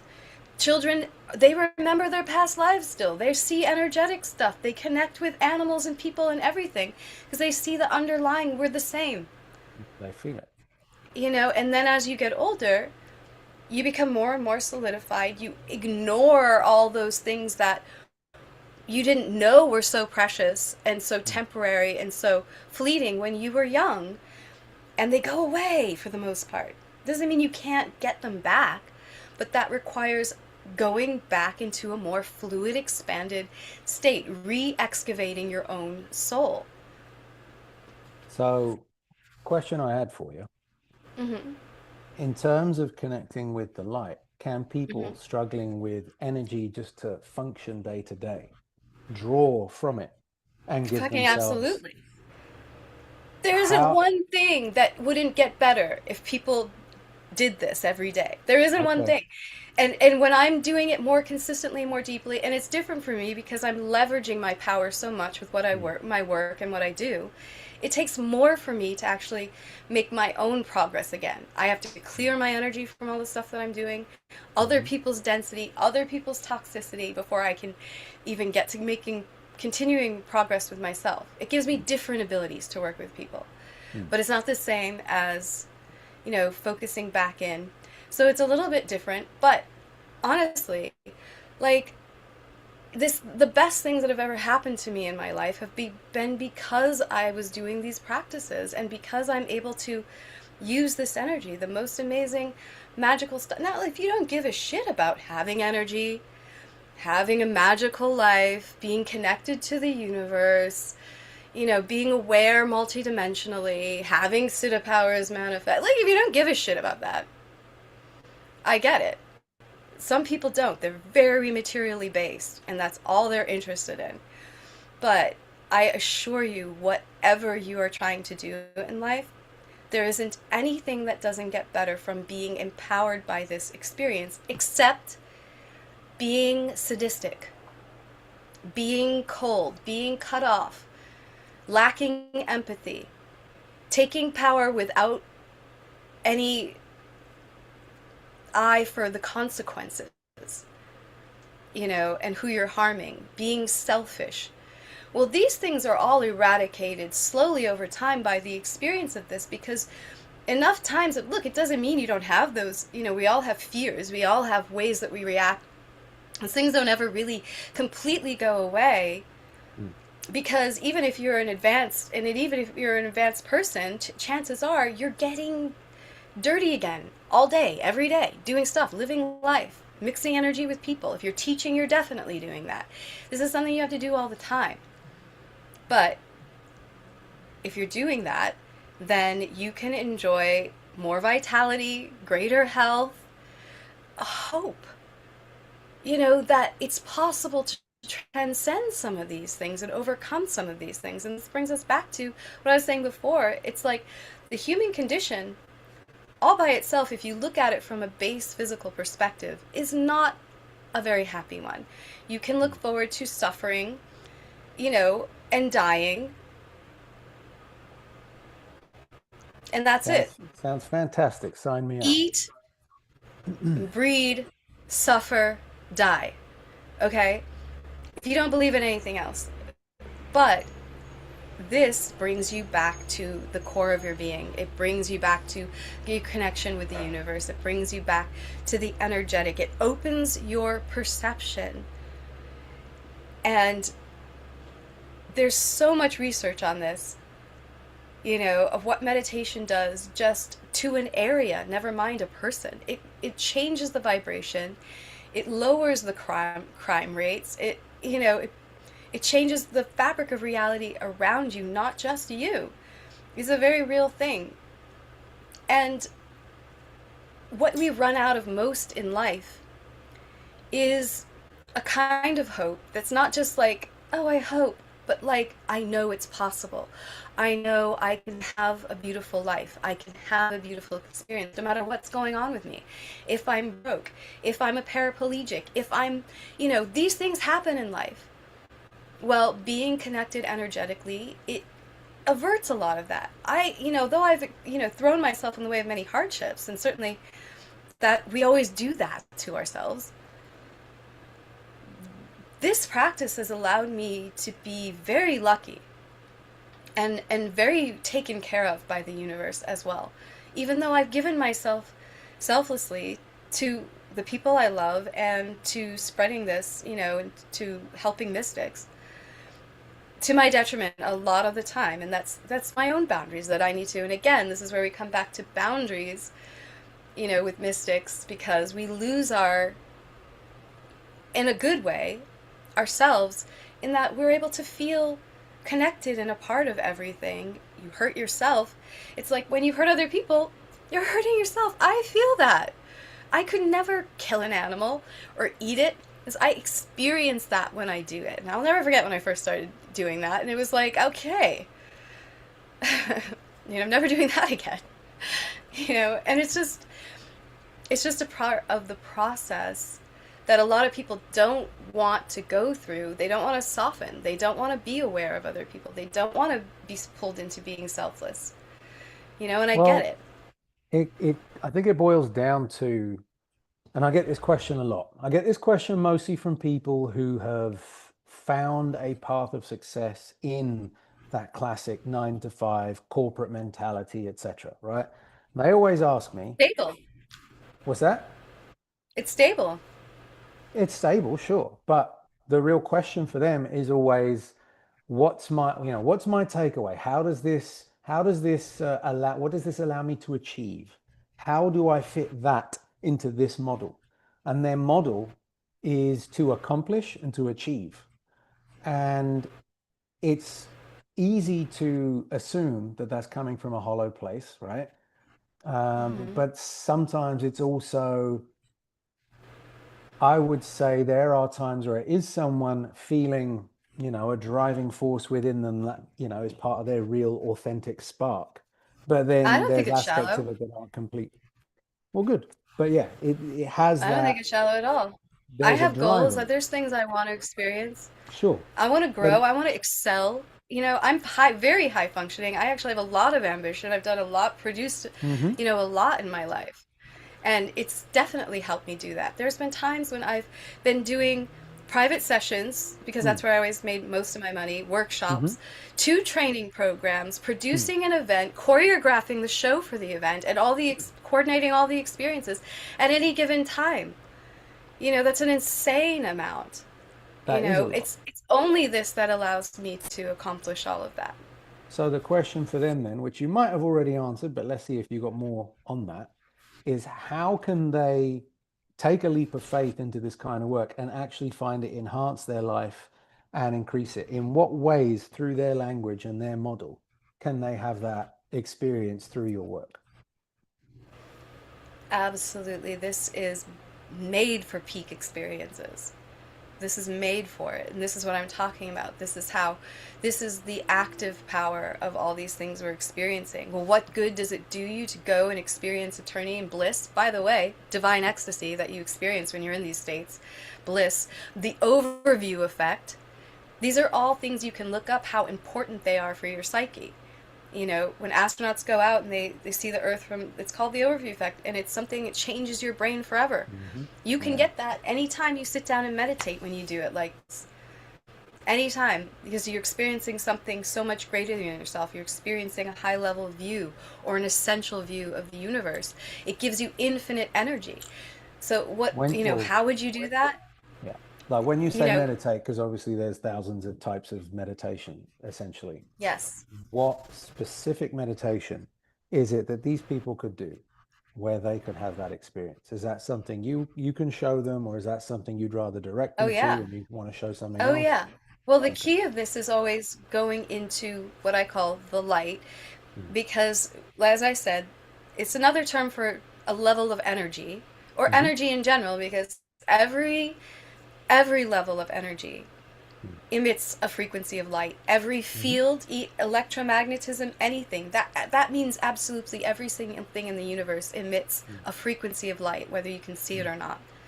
But you can see it, Yeah, they are and photon light you particles. exactly, and everything, because Mm. literally everything has an electromagnetic field, and Mm. all electromagnetic fields emanate light. And as I said before, when you break everything down, it turns into just fields of light underneath. That's what it Mm. is. So that's the core of it, being able to go into that experience. And then from there, being able to direct that into more active forms of meditation, like chakra meditation, like merging with the elements. You want to be high functioning? Oh, do chakra meditation. You can generate infinite power in your lower chakras. You can open your third eye and be able to comprehend things most people couldn't even imagine. Multidimensional reality. You can, like Mozart, you can see things all at once. You can understand complex concepts. Any capability that you want to have, you can develop within yourself through chakra meditation. If you use the light, it will activate them immediately. Otherwise, these practices can take a really long time to develop, as you know, to really effectively activate your chakras and stuff like that. um, I still recommend you do it. Chakra meditation is an excellent way to empower yourself, but again, anytime you're opening and empowering these centers, you also need to be able to clear and heal and attune them to a higher frequency, because we get messed up. We store trauma, we store toxicity, etc. So there's a clearing aspect, and there's the ability to plug into source. That's key. If you can't draw infinite amounts of energy, you're limited. You want to transcend your limitations, that means plugging in. That's what meditation is. Mm. Point blank. You want to know how I define meditation? The ability to plug in to the underlying field. And that process starts if you just stop your thoughts. Now, a lot of people can't do that. Stop thinking, go into your energy, whatever.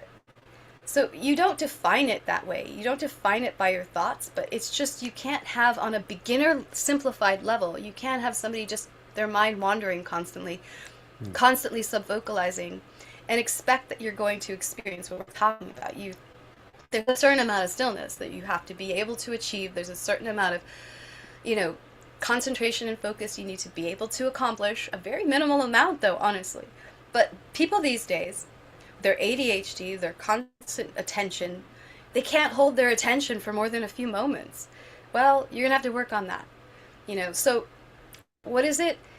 You're going into the light because it shortcuts all these capabilities you need to develop, because it's like a lava lamp. It will hypnotize you into a multidimensional, easy meditative state where it'll be soothing the body, you'll be experiencing bliss, all the things people complain about.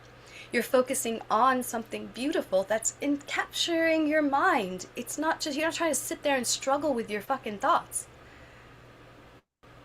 And you're generating energy and you're watching the universe fold and unfold. So, number one, go into an energetic state, go into a calm state where you're becoming a receiver for these more powerful energies in the universe. You have to be able to plug in. Step one, generate energy. Step one, plug in. Then two, use it appropriately. Use it in an active manner appropriately. There are laws to power and how you can channel it without it, blowing up in your face or, not working in different ways. It's just the mechanics, the energetics, the hydraulics of how energy works. So that's an infinite study, honestly. Well, you mentioned chakra meditations, and I've experienced a few. Not many like what you describe. They're probably superficial at best. Is that something you have available to share with people? Like What do today, you mean? either today or in somewhere on like a website that you have? Do you have those meditations available? Can you share them with I people? do. I need to, collect them more. I have different meditations available on like my YouTubes or um, a now defunct Patreon, so I don't want you to. I've shut it down for now, so don't use that. So I'm still Yeah. collecting. At my YouTube, I have my Facebook. If you look at my Facebook for the Facebook lives that I've done, the video histories, I forget where they are in the platform, but you can you can click on those. If you And I have send a me a bunch link, bunch of free meditations there. I can send you some links. Yeah, yeah, I have because then I can share. a lot of Zoom meditations that I need to edit to get out there. They're not quite, Yeah, yeah. So it's stuff that needs to be compiled, unfortunately, and I'm in the process of that. But it's All out good. there. If you can find it, I'll So, send you some. question for you: Do you want to guide a practice now? Perhaps like connecting people with the light, or something else you've got in mind? Yeah, let's do it. Okay, Yeah. cool. And So then after I that, we'll do think some questions as well, because we've got someone here who wants to actually share and see what your take great. on something is. Yeah, Love it. Can cool. I pee real quick? First, Yes. I realized. Okay, Go be pee. like 2 minutes. All right. Wow. Yeah, this has been a trip. Ah. Uh, thanks for those of you here. Ooh, excuse me. Forgive me if I seem bloody exhausted. I am. I slept in an area where there's a heat wave, and the AC was not on at night. So I woke up and could not get back to sleep for a while. So here we are. But I hope you guys are enjoying this. Um, pee break sounds good. Yes, it does. Glad I don't need one. I'm going to hang on for about another 20 minutes. You know what? I'm going to go get water. But we'll be right back. So when we come back, make sure you've got a comfortable seat. And Ariane usually does a lot of work with the eyes. So if you need eye drops, bring those. But yeah, I'm going to go grab a water. Grab yourself one too.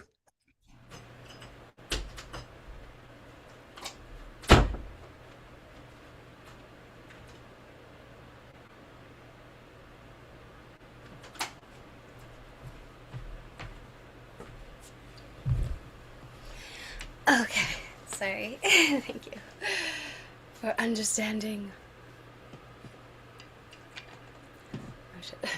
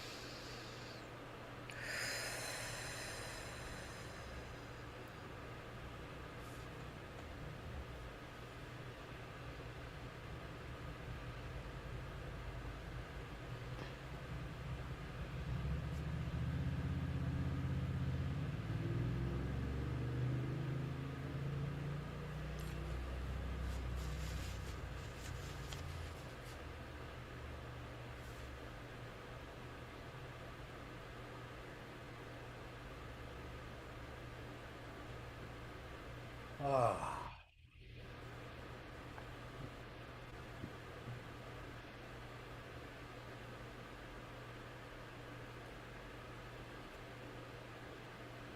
hello again. Hello. So I need to go get hydrated in this utter sweatbox of a location. Yeah. Ah, we're in a valley out here in Corona. It's beautiful, but my God, it's hot, and this chair is terrible. Hold on.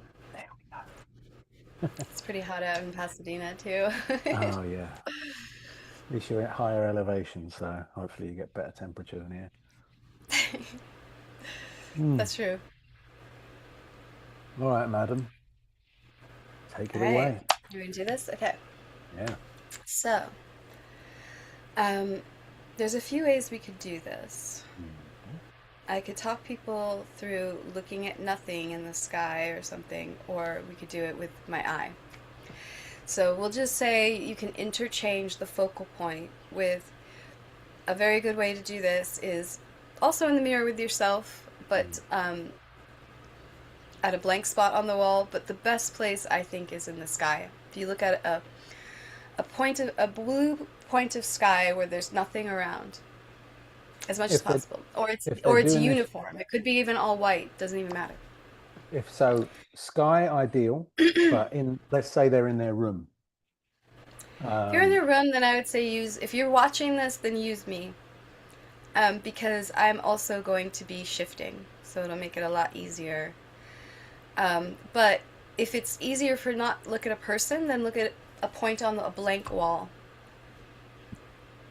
Sweet. Okay. Okay. So there's about 5 key points here, but I'm going to say them out of order because we actually have to do them backwards to what is most important because we have to unfurl. So the first thing being you need to relax your tension.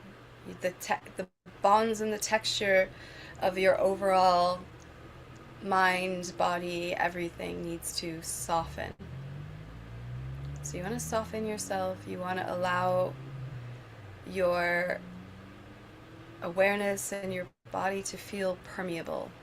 And then you want to expand your attention outside of your head, even just like 3 inches on either side. And you can even use your fingers in your periphery. So you're going to let your eye rest on my left eye. Why the left eye? Because you will actually find that it's easier to go into light because you're connecting to your right brain, which is an intuitive side. But the focal point is almost meaningless, except for that obviously it changes everything. But in terms of you're not looking at what you're looking at.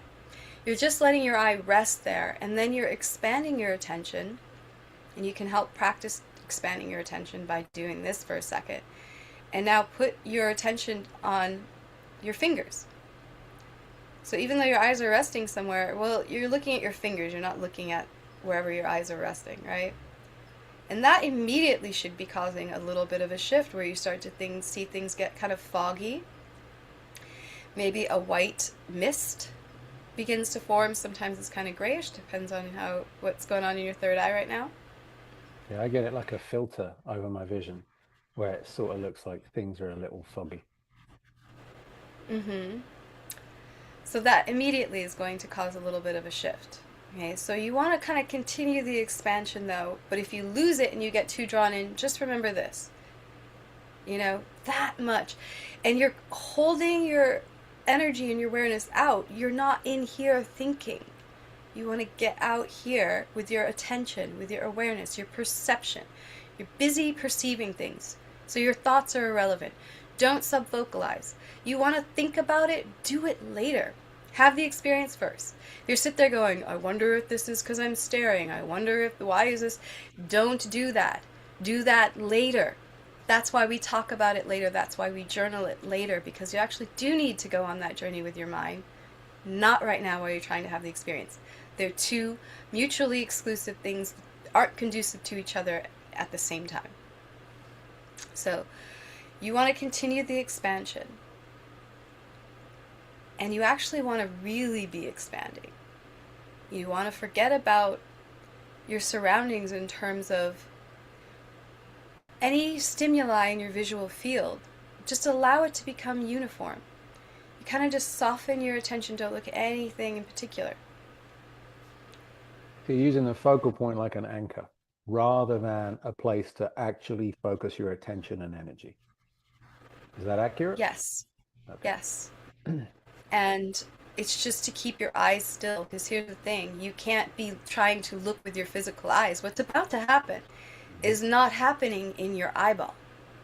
And that's what's hard for people to experience, to understand. It's happening in your attention. You can see with your attention, as we know. Everyone can remote view. So then, which brings us to the second part of this. You want to begin to focus on the light as a texture, as a quality. Just like right now, you could look at all the shadows, right? Notice all the shadows in the picture, all the dark parts. Okay, now do the opposite. Focus on all the highlights, all the brightest parts.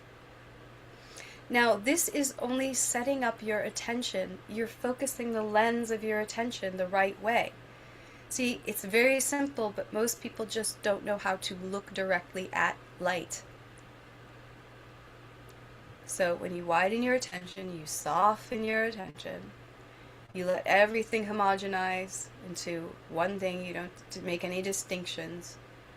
Now, gently touch all the brightest aspects, not any one in particular. Don't lock on to one, don't lock on to anything. Let your mind gently touch all of it at once. Just notice it. You'll notice as When you soon as say you do touch, that, you just say you mean touch noticing, with yeah? your mind. Okay, can you be The more? moment you do that, you'll start to see the fog happen and everything start to get glowy, bright outlines. Just keep giving it more and more of your attention. And so you think, oh, I've given it my attention. No, you haven't. There's literally 80% of your brain that's not doing this.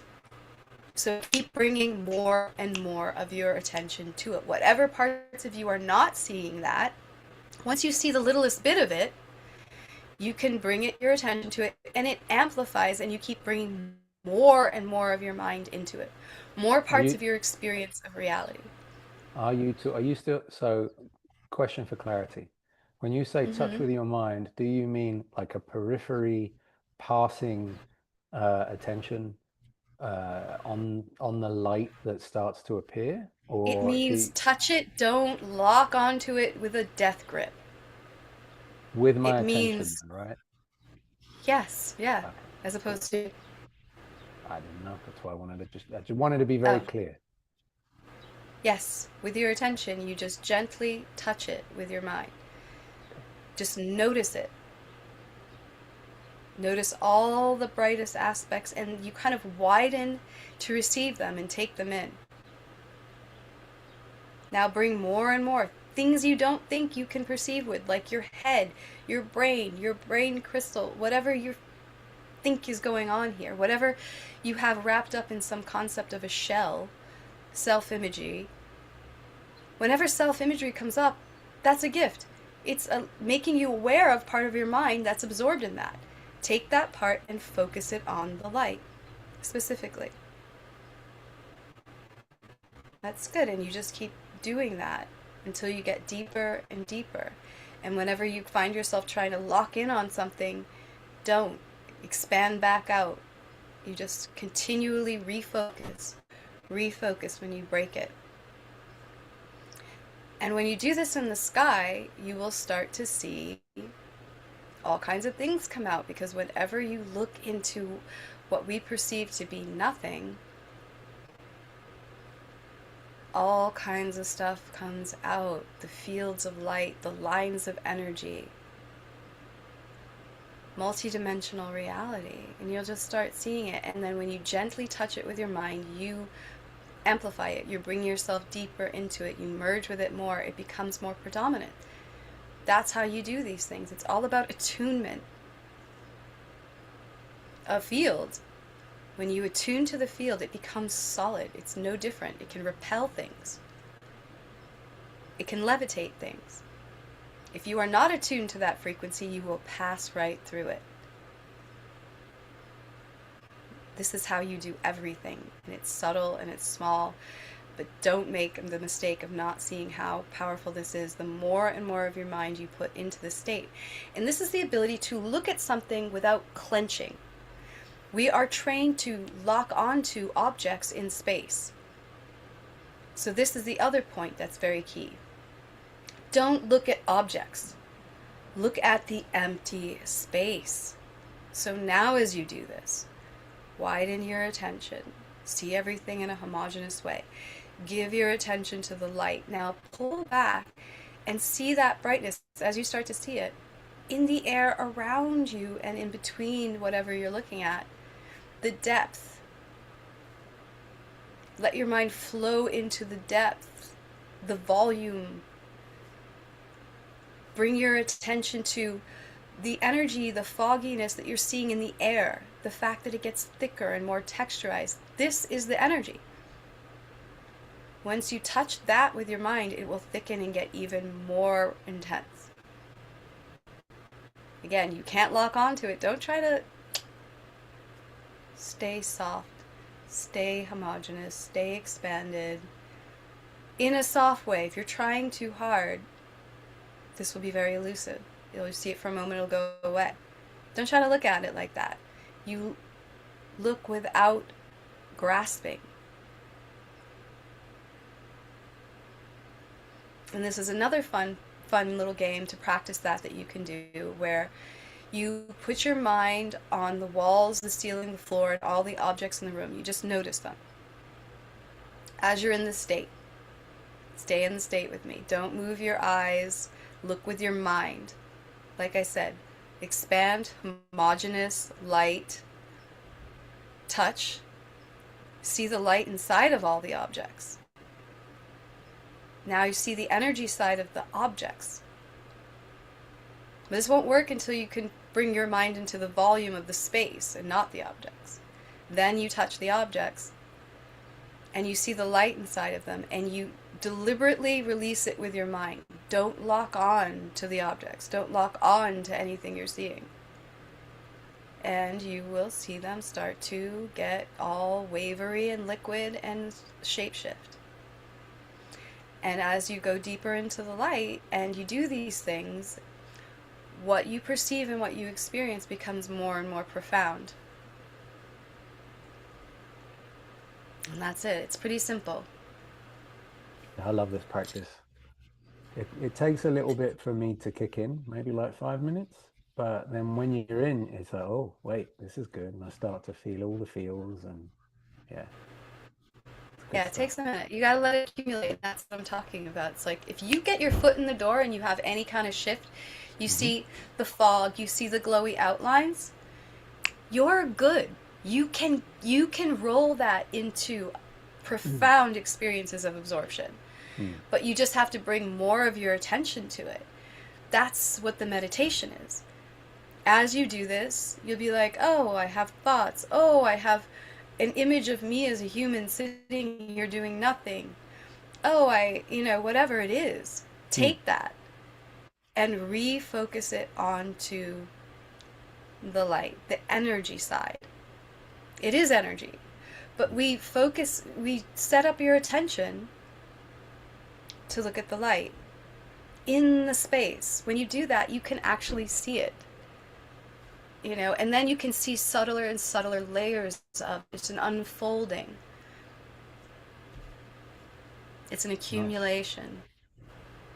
Is there a place people can come to you to experience this deeper, learn more about it, learn more about harnessing their light and developing their connection to different energies? Well, I'm developing my website right now, so I actually just took it down because I'm about to put up the new one. Nice.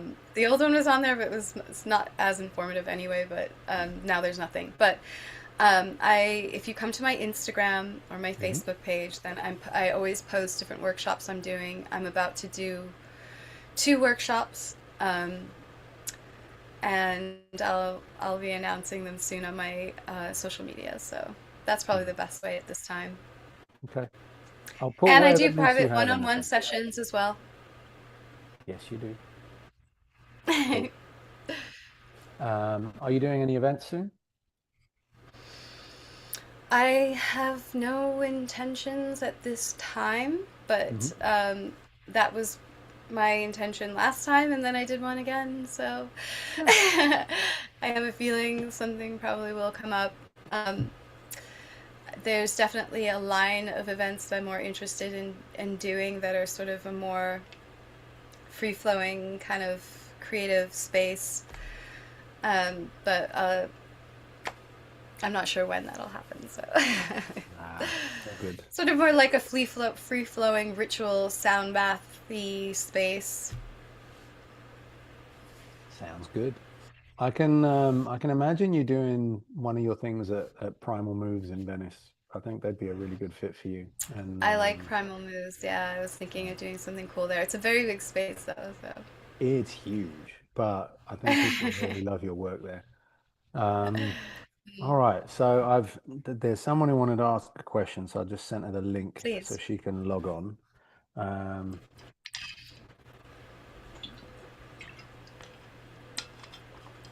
let's see if she pops up. I've given her the Zoom link so she can come on and be vocal. But what else did I want to ask you? Well, while we wait for her, let's see. Mm-hmm. How can we wrap this up nicely? Oh, no, she's here. She's here. Okay. Here is Dr. Masako with a question. Hello, darling. Where is she? All right, let's unmute you. All right, Masako. Hey, How you hi. doing? Good. Can you let me see? Are you on my earphones or can you say something? Can I say something? Okay, Say yeah. something. Okay. Oh. Got Okay. it. Let me see if I can make this a bit louder. I you can say a lot of things. Hold on one second. I am hearing myself. If you can hear us, we're good. We can hear you. What am I doing? What am I doing wrong? I can hear myself. Oh, you probably have an echo thing going on. No, I have YouTube It's on at the same time. Ah, there you go. Hold All on, right. let me get off YouTube. like There you go. you just mute one. Yeah, it's all Right. good. Oh, whoops. Too bad. Too bad. Okay. Happens. So, Hmm. um, hello. Hello. Hello. Hi. I usually have a rough time seeing auras, as Dan knows, but I saw it this time. Yay. Good. Your practice sounds a bit close, really close to what I practice. I grew up like in temple life, Buddhist life. I'm a Tai Chi and Kung Fu master, and Love it. um, yeah, then followed Tibetan.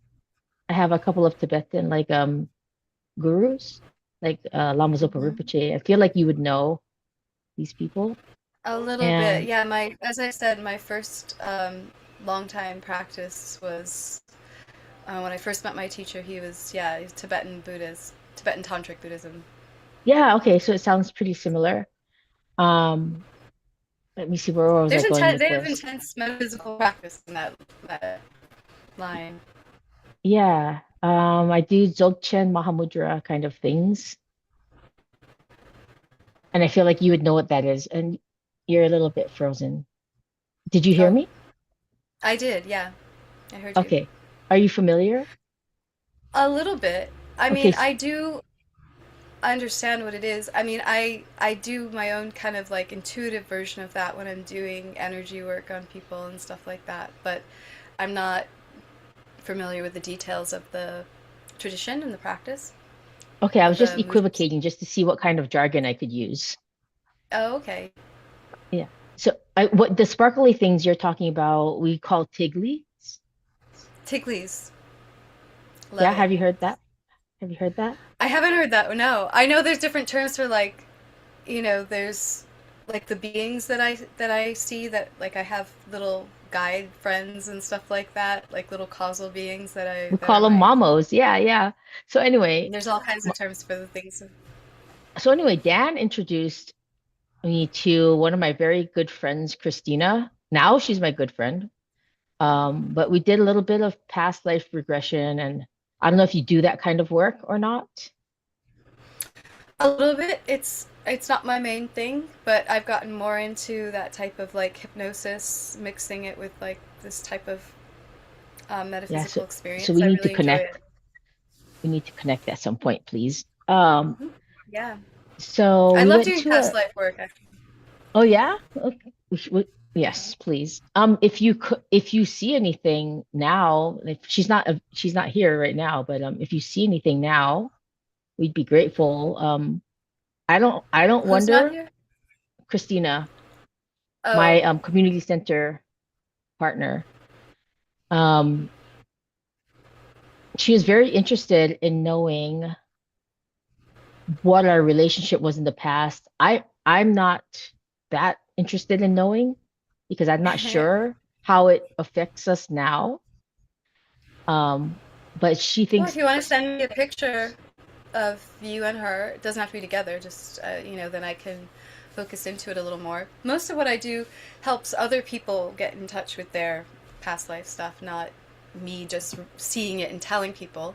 Generally, that's the least of what one wants to do in that right? space. You don't That's really yeah. want to see it for people and just tell people. It's sort of meaningless, honestly, in It's not my comparison. desire, but it's not my desire, but I am anyway, in my past life I've been a Dharma protector. Um, It's the image is being washed out by the screen. Yeah, we'd have to do it Yeah, later. I don't think right okay, now. yeah. I need gotcha, to spend gotcha. a little time I'll put you meditating on guys in it. touch. But yeah, Okay, and then okay.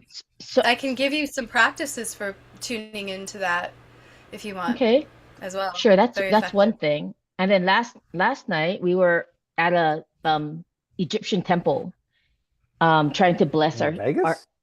and they kind well about an hour out Sekhmet. I don't know if you know who Sekhmet is, Yeah. but we were there Like, trying to Yeah. bless our new venture and Well, where are there afterwards we were Egyptians? winding down at in a hot tub hmm and we saw these like we saw these lights, but we're both, we both are a little blind. So she was like, "Do you see that?" And I said, "Yeah, I see that. It's a plane." No, it's not a plane because it's not moving. hmm Then I said, I can make it go forward and I can make it go to the right and I can make it go to the left. And she's like, "I can only make it go to the right." And then she's like, "Okay, now I can make it go to the left." So we went back in the house, changed back into regular clothes, and came back out because we were going to use that Google app to see the stars and try to identify which star or planet it was. We came back and they were gone. We were sitting in the hot tub for like 20 minutes, unwinding Mhm. from the day. And these, we're like, what is that? It's blinking. It's not only blinking, like one was blinking like orange and whatever, and the other one was blinking like blue and green. And we're like, what the heck is that? And I was looking at it, and then she's like, "You see that?" I'm like, "Yeah, I see that." Um, let's go get our phones and check out what it is, and boom, gone. And we look at each other, and I had a dream the night before, or not a dream. I lucid dream, and then I ask questions and things. But so she was standing next to me in this dream, and we saw these huge mushrooms. And she turns to me and goes, no one's gonna believe us, right? And I said, "Yep." Like we can't tell anyone about this. I'm like, "Yep." So that exact scenario happened last night. And I said, "You know what? Why don't you just stand to my right and just say the words. Just say the words. No one's gonna believe us, right?" And so she did that. And she's making a list of all these things that no one's gonna believe us about, right? So I don't know if you have any insight as to what those sparkly things were since you're a light worker. Um, but It sounds like there was a swear, it looked plasmoid. like a planet or a star. And Did then you hear what we Hmm. Ariane both came said? outside and we're both gone. Huh? Did you hear what It Ariane sounds said? like a plasmoid. Sounds like you saw a plasmoid. What is that? And there's actually been like a huge amount of sightings of those in this over the last year, or even less, like 6 months or something. Do you guys remember that when that was happening? You saw them everywhere, and then like the drones were trying to like chase them down, or whatever. You're seeing the drones everywhere, Oh, so it's I and in didn't these see this that. atmosphere. But yeah, plasmoids. They're a real phenomena. You can look it up. um, and see you can see if that's what it was, There's been because you'll recordings be of able, those for sure. lots of I've seen recordings recordings. of them and stuff. Then they're real, but they're made out of light. They're made out of plasma light gas or something. We don't really They don't Mm. really know that they're called plasmoids. Plasma is meant to be light with some kind of intelligence in it, some kind of. I don't think Ah, sentience Yeah, is the right word, but it's like ionized gas. It's like very energy rich gas, sort of like okay, hydrogen, kind of a, good. but in a more stable field, because yeah, supposedly it's a kind of intelligence. Oh, I was watching it since the temple. She didn't see it, and then we went to the tub, and then she saw it, and then we both came out, and it wasn't there. So must have been about 3 hours. Does that sound about right? Yeah, I mean, people like look these up. It's people see them, and the phenomena lasts. It's very, you know, like you can see it in the from the physical. It's not like you have to be in some other state to see them, but you might not notice them unless you're a little bit more open. But Mm, hmm. If you're chilling in a hot tub, just relaxing. yeah, or at the exactly, temple. kind of the I was perfect the only one state. that saw him at the temple. The Well, what oh, Doesn't temple? mean the Sekhmet the temple. Egypt, the Sekhmet temple. Yeah. So is it like a You were the so only one who's. I there's a mean, I was the only Sekhmet one. I mean, out of the two of us, so there's a Sekhmet temple in Vegas. there's a Sekhmet temple outside of Vegas. Ah, interesting. I'm Yeah. curious about that. You Yeah. should go. Hmm. Yeah, it Road was All fun. right. trip. We did equinox there. Yeah. Nice. Yeah, I'll ask you for the link for that. Yeah. All right. Well, Well, I need a- some of those meditation things. oh, from Ariane? Yeah. Yeah. Well, I'll make sure. Well, I'll link you guys up, but I'll also All right. send. I'll post all the info that she's willing to share Okay. on all of the recordings and things like that that we put out. Um, yeah, Yeah. and if you want to kind of start downloading like your own past life memories and stuff like that, Hmm. then an excellent way to do that is to meditate on this chakra right here at the base of the skull Mm, and the spine where they meet. yeah.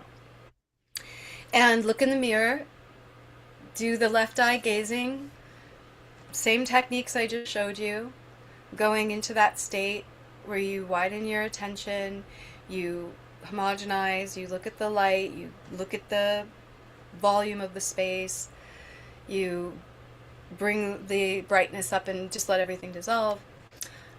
You do the same process, but you then focus on this chakra back here, and you'll probably start to see I mean, it'll probably happen anyway. You'll probably start to see your own past lives. As you look at yourself in the mirror, you'll see yourself look like that. I've I've seen had that experiences before. where this will trigger that, I and used to when you do that as a meditate here, kid. Yeah. I spent hours in you'll. the bathroom. My mom would be like, "What are you doing?" Oh yeah, mirror meditation goes deep because you can do all Right. kinds of things through the mirror actually. Yeah, it's I don't pretty think That I was the even knew first way. what I was doing. I didn't either, but I did the same thing when I was a kid. I had this big mirror in my, Uh-huh. like right across from my bed in my bedroom, and Hmm. I would be up at night, not sleeping, and I would just be staring into it, Traveling. just like Yeah. going places, traveling, all kinds of things. I Who would have see you myself been? like. I don't really talk about it too much because I feel Oh, like if I do say ones that are recognizable, it's just so obnoxious. And, otherwise you wouldn't, you know, random practitioners, a lot of priestesses and a lot of monks and a lot of, um, various kinds of a lot of non human stuff. Um, I'm not that attached to this form, so I've been all over the place. I've been multiple genders. Um, but yeah, a lot of, tend to see a lot of like, it really depends on what I'm bringing out in that moment. Um, but in terms of like who I was as a person, I'd rather not say. okay. Just because it's so. No I'll problem. tell you, we could talk about it privately if you want or something No, like yeah, that. But sure. like, I I'll just be in don't. LA next week. Like um, what I just about refrain doing from. regressions with like I have people in my life that just last night the person who leads the Sekhmet temple, that was the first time I've been to ritual there, and she's like, "Oh, you've been here before. I know you." And I'm like, "Well, maybe in a past life, but this is the first time I've been here." But she like knew me so well, and I feel like I should also know her. So I kind of wanted to go through. This is not the first time it's happened. I mean, this happens to me a lot. And um sometimes people want to know what our connection was, and I do too because I was a warrior in the past. And one of the people I met recently, I had to apologize for killing her in the past. So I was like, if I have shot What a you, I am conversation. sorry. And I know. And she said it's forgiven. I'm like, oh my gosh. Because she went back, looked at her past, and she saw herself at one time in life, she died protecting me with her baby in her arms. And now her baby from the past is her sister. And it's Happens a I lot. would Most of the time, people stay in the same family for a lot. They leapfrog each other. Your niece is probably your grandmother, etc. right. So yeah, I'd like to be able to see our relationship because this is what happens when people say, "Oh, I know you." Because of the terrible things I have done, I think to myself, like, "Uh-oh, like who are you?" Well, remember this though, right? There's no value like if you in this life, the only real value is what is actually going to serve my life now, right? Yeah. Because Yep. if you get in, you could, the past life stuff, you could go on an infinite rabbit hole with that, and then that's just going to take so much energy and so on. If there's value to it for you today, then great. But if Oh, not, that's all I'm looking for, Dan. yeah. Like, Oh, good. but people coming up to me and being like, "I know you." Oh, yeah. It's just Yeah. Well, like, look, there's two things. One is what people are talking about is called soul recognition, and that's when you Mhm. recognize another soul. You don't necessarily know why or what it was about, but that part is clear. So that's the essence of it. If you want to get, you allow yourself to experience that soul recognition. It's a much more vague sense. If you're too soon looking for the particulars, then you miss that part, and that's the key part. You have to tune into the inherent soul recognition that happens. You see someone and you just know them, you know, and that's an intuitive thing. That's an energetic thing. So just going deeper into the energetics, just going deeper into your intuition, that'll bring out the soul recognition you experience more. But then once okay, you have that, the best way to excavate your relationship with them would be to meditate with them. oh, And okay, oh, I see, start peel you yeah, peel back the layers, you do this gazing meditation with them, you activate the techniques that I just talked about. I guarantee you, even without doing the past life information chakra, past life knowledge chakra, you'll have more of that come out, and you'll see, because you'll naturally see there are past lives that are connected to you. you know you see that it's the soul's familiarity, the soul's recognition that'll naturally be the ones that come out. yeah. And if you're both also meditating here, then it amplifies that aspect of the past life aspect of the relationship, The and last it'll thing I'll just say it'll is just like come to you. it bothers me that they recognize me, but I don't recognize them. That bothers me.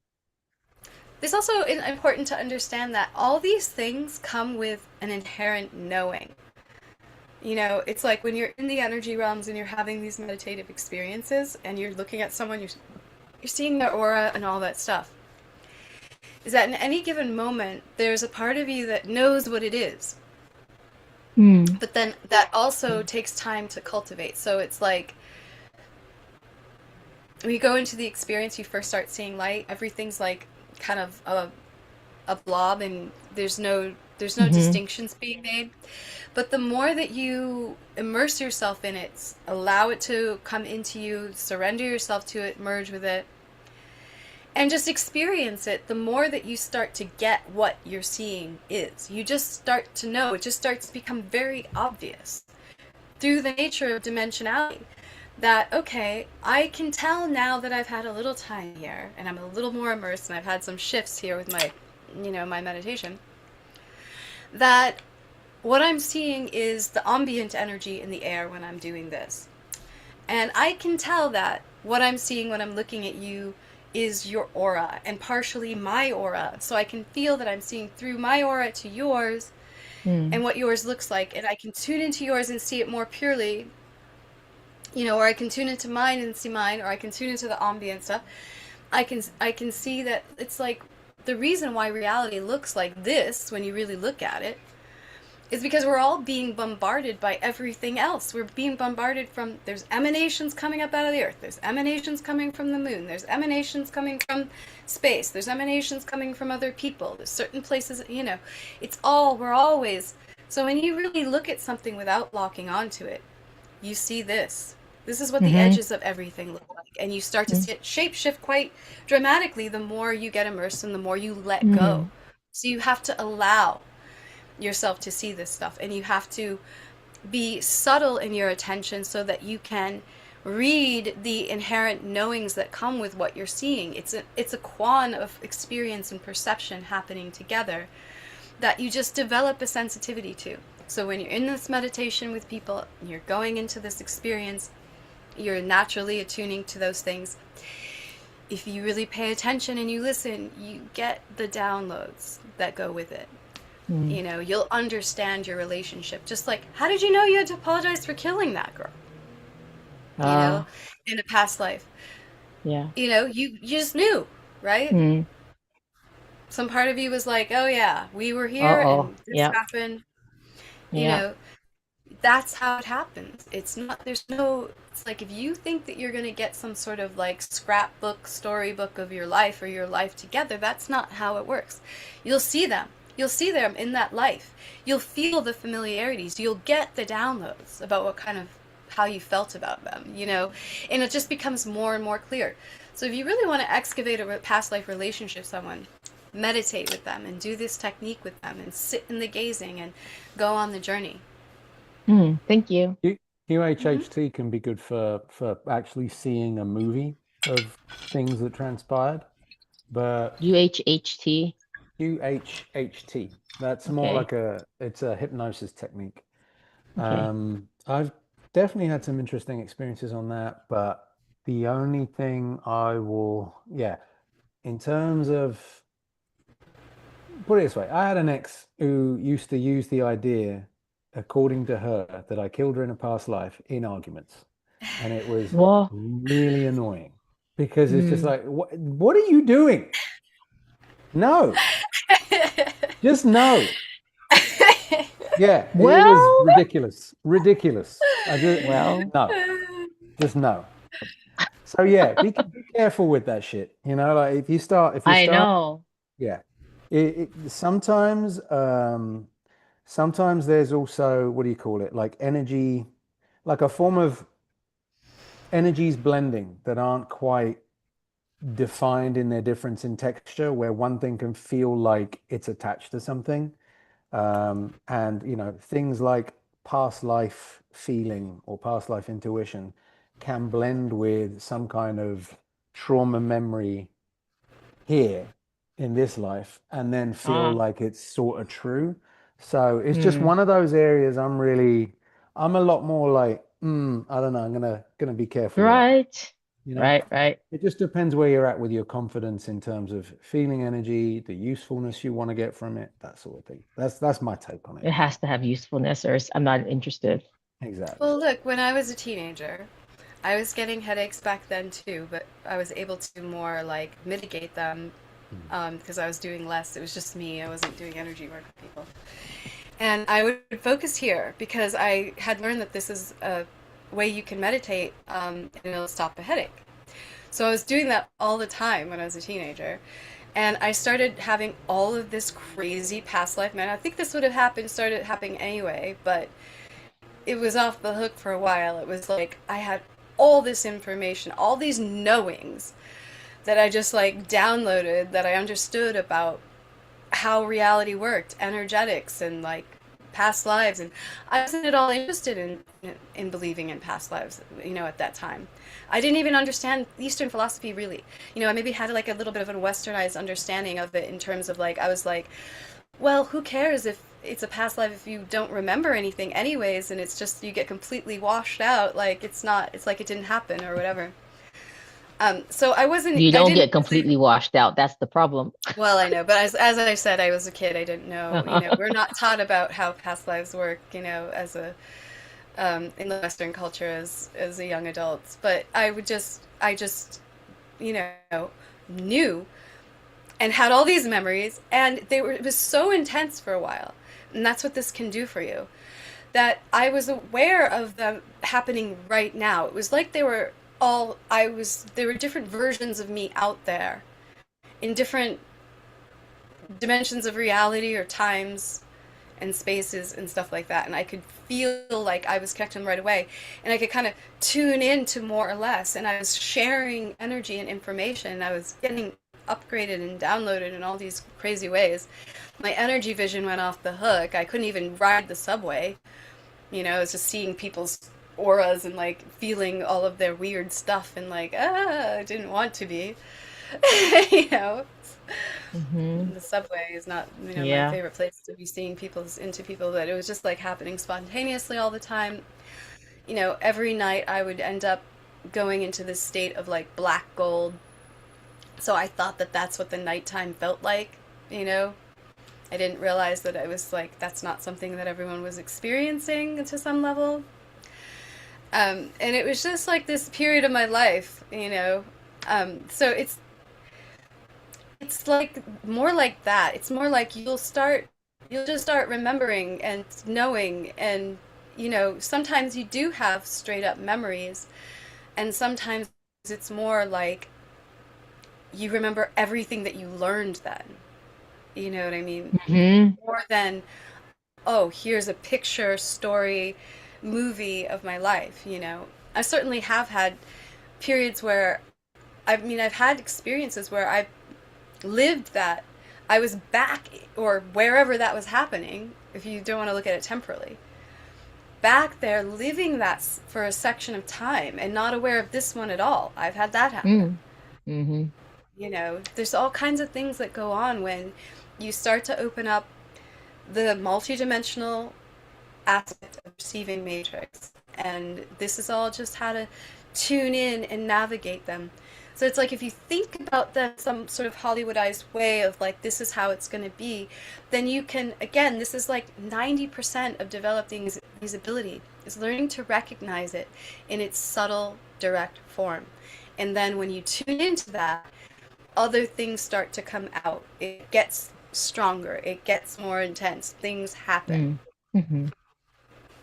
Well, Very good. fam, this has been awesome. I think that's a beautiful place to close out. And I'm gonna put all the information for you on the replay stuff, and I'll make sure to connect you guys up as well. So thank you, Excellent. Ariane. This Thanks, has Dan. been Thanks, fucking Ariane. awesome. Thanks for having me, Dan. What's Nice to that? meet you, Nadine. Nice to meet you too. Yeah, this has been awesome. We could fucking talk for hours, but I've got to go and get I know we sleep. did. I think that was 2 hours. That's almost 2.5 hours. Yeah, we planned 2.5. one. We went I well knew it was over. going to be short with you and me Yeah, I know. talking about metaphysics. Not gonna fucking happen. But I'm glad we did it. Yeah, I'm gonna go catch up on the sleep that I lost from sleeping in Oh, a fucking sweatbox. And yeah, Amazing. I'm I'll going to get keep myself you to Joshua posted. Tree. Yeah, that's a good idea. All right, speaking of sweatboxes, yeah. All right. all Bye, right. everyone.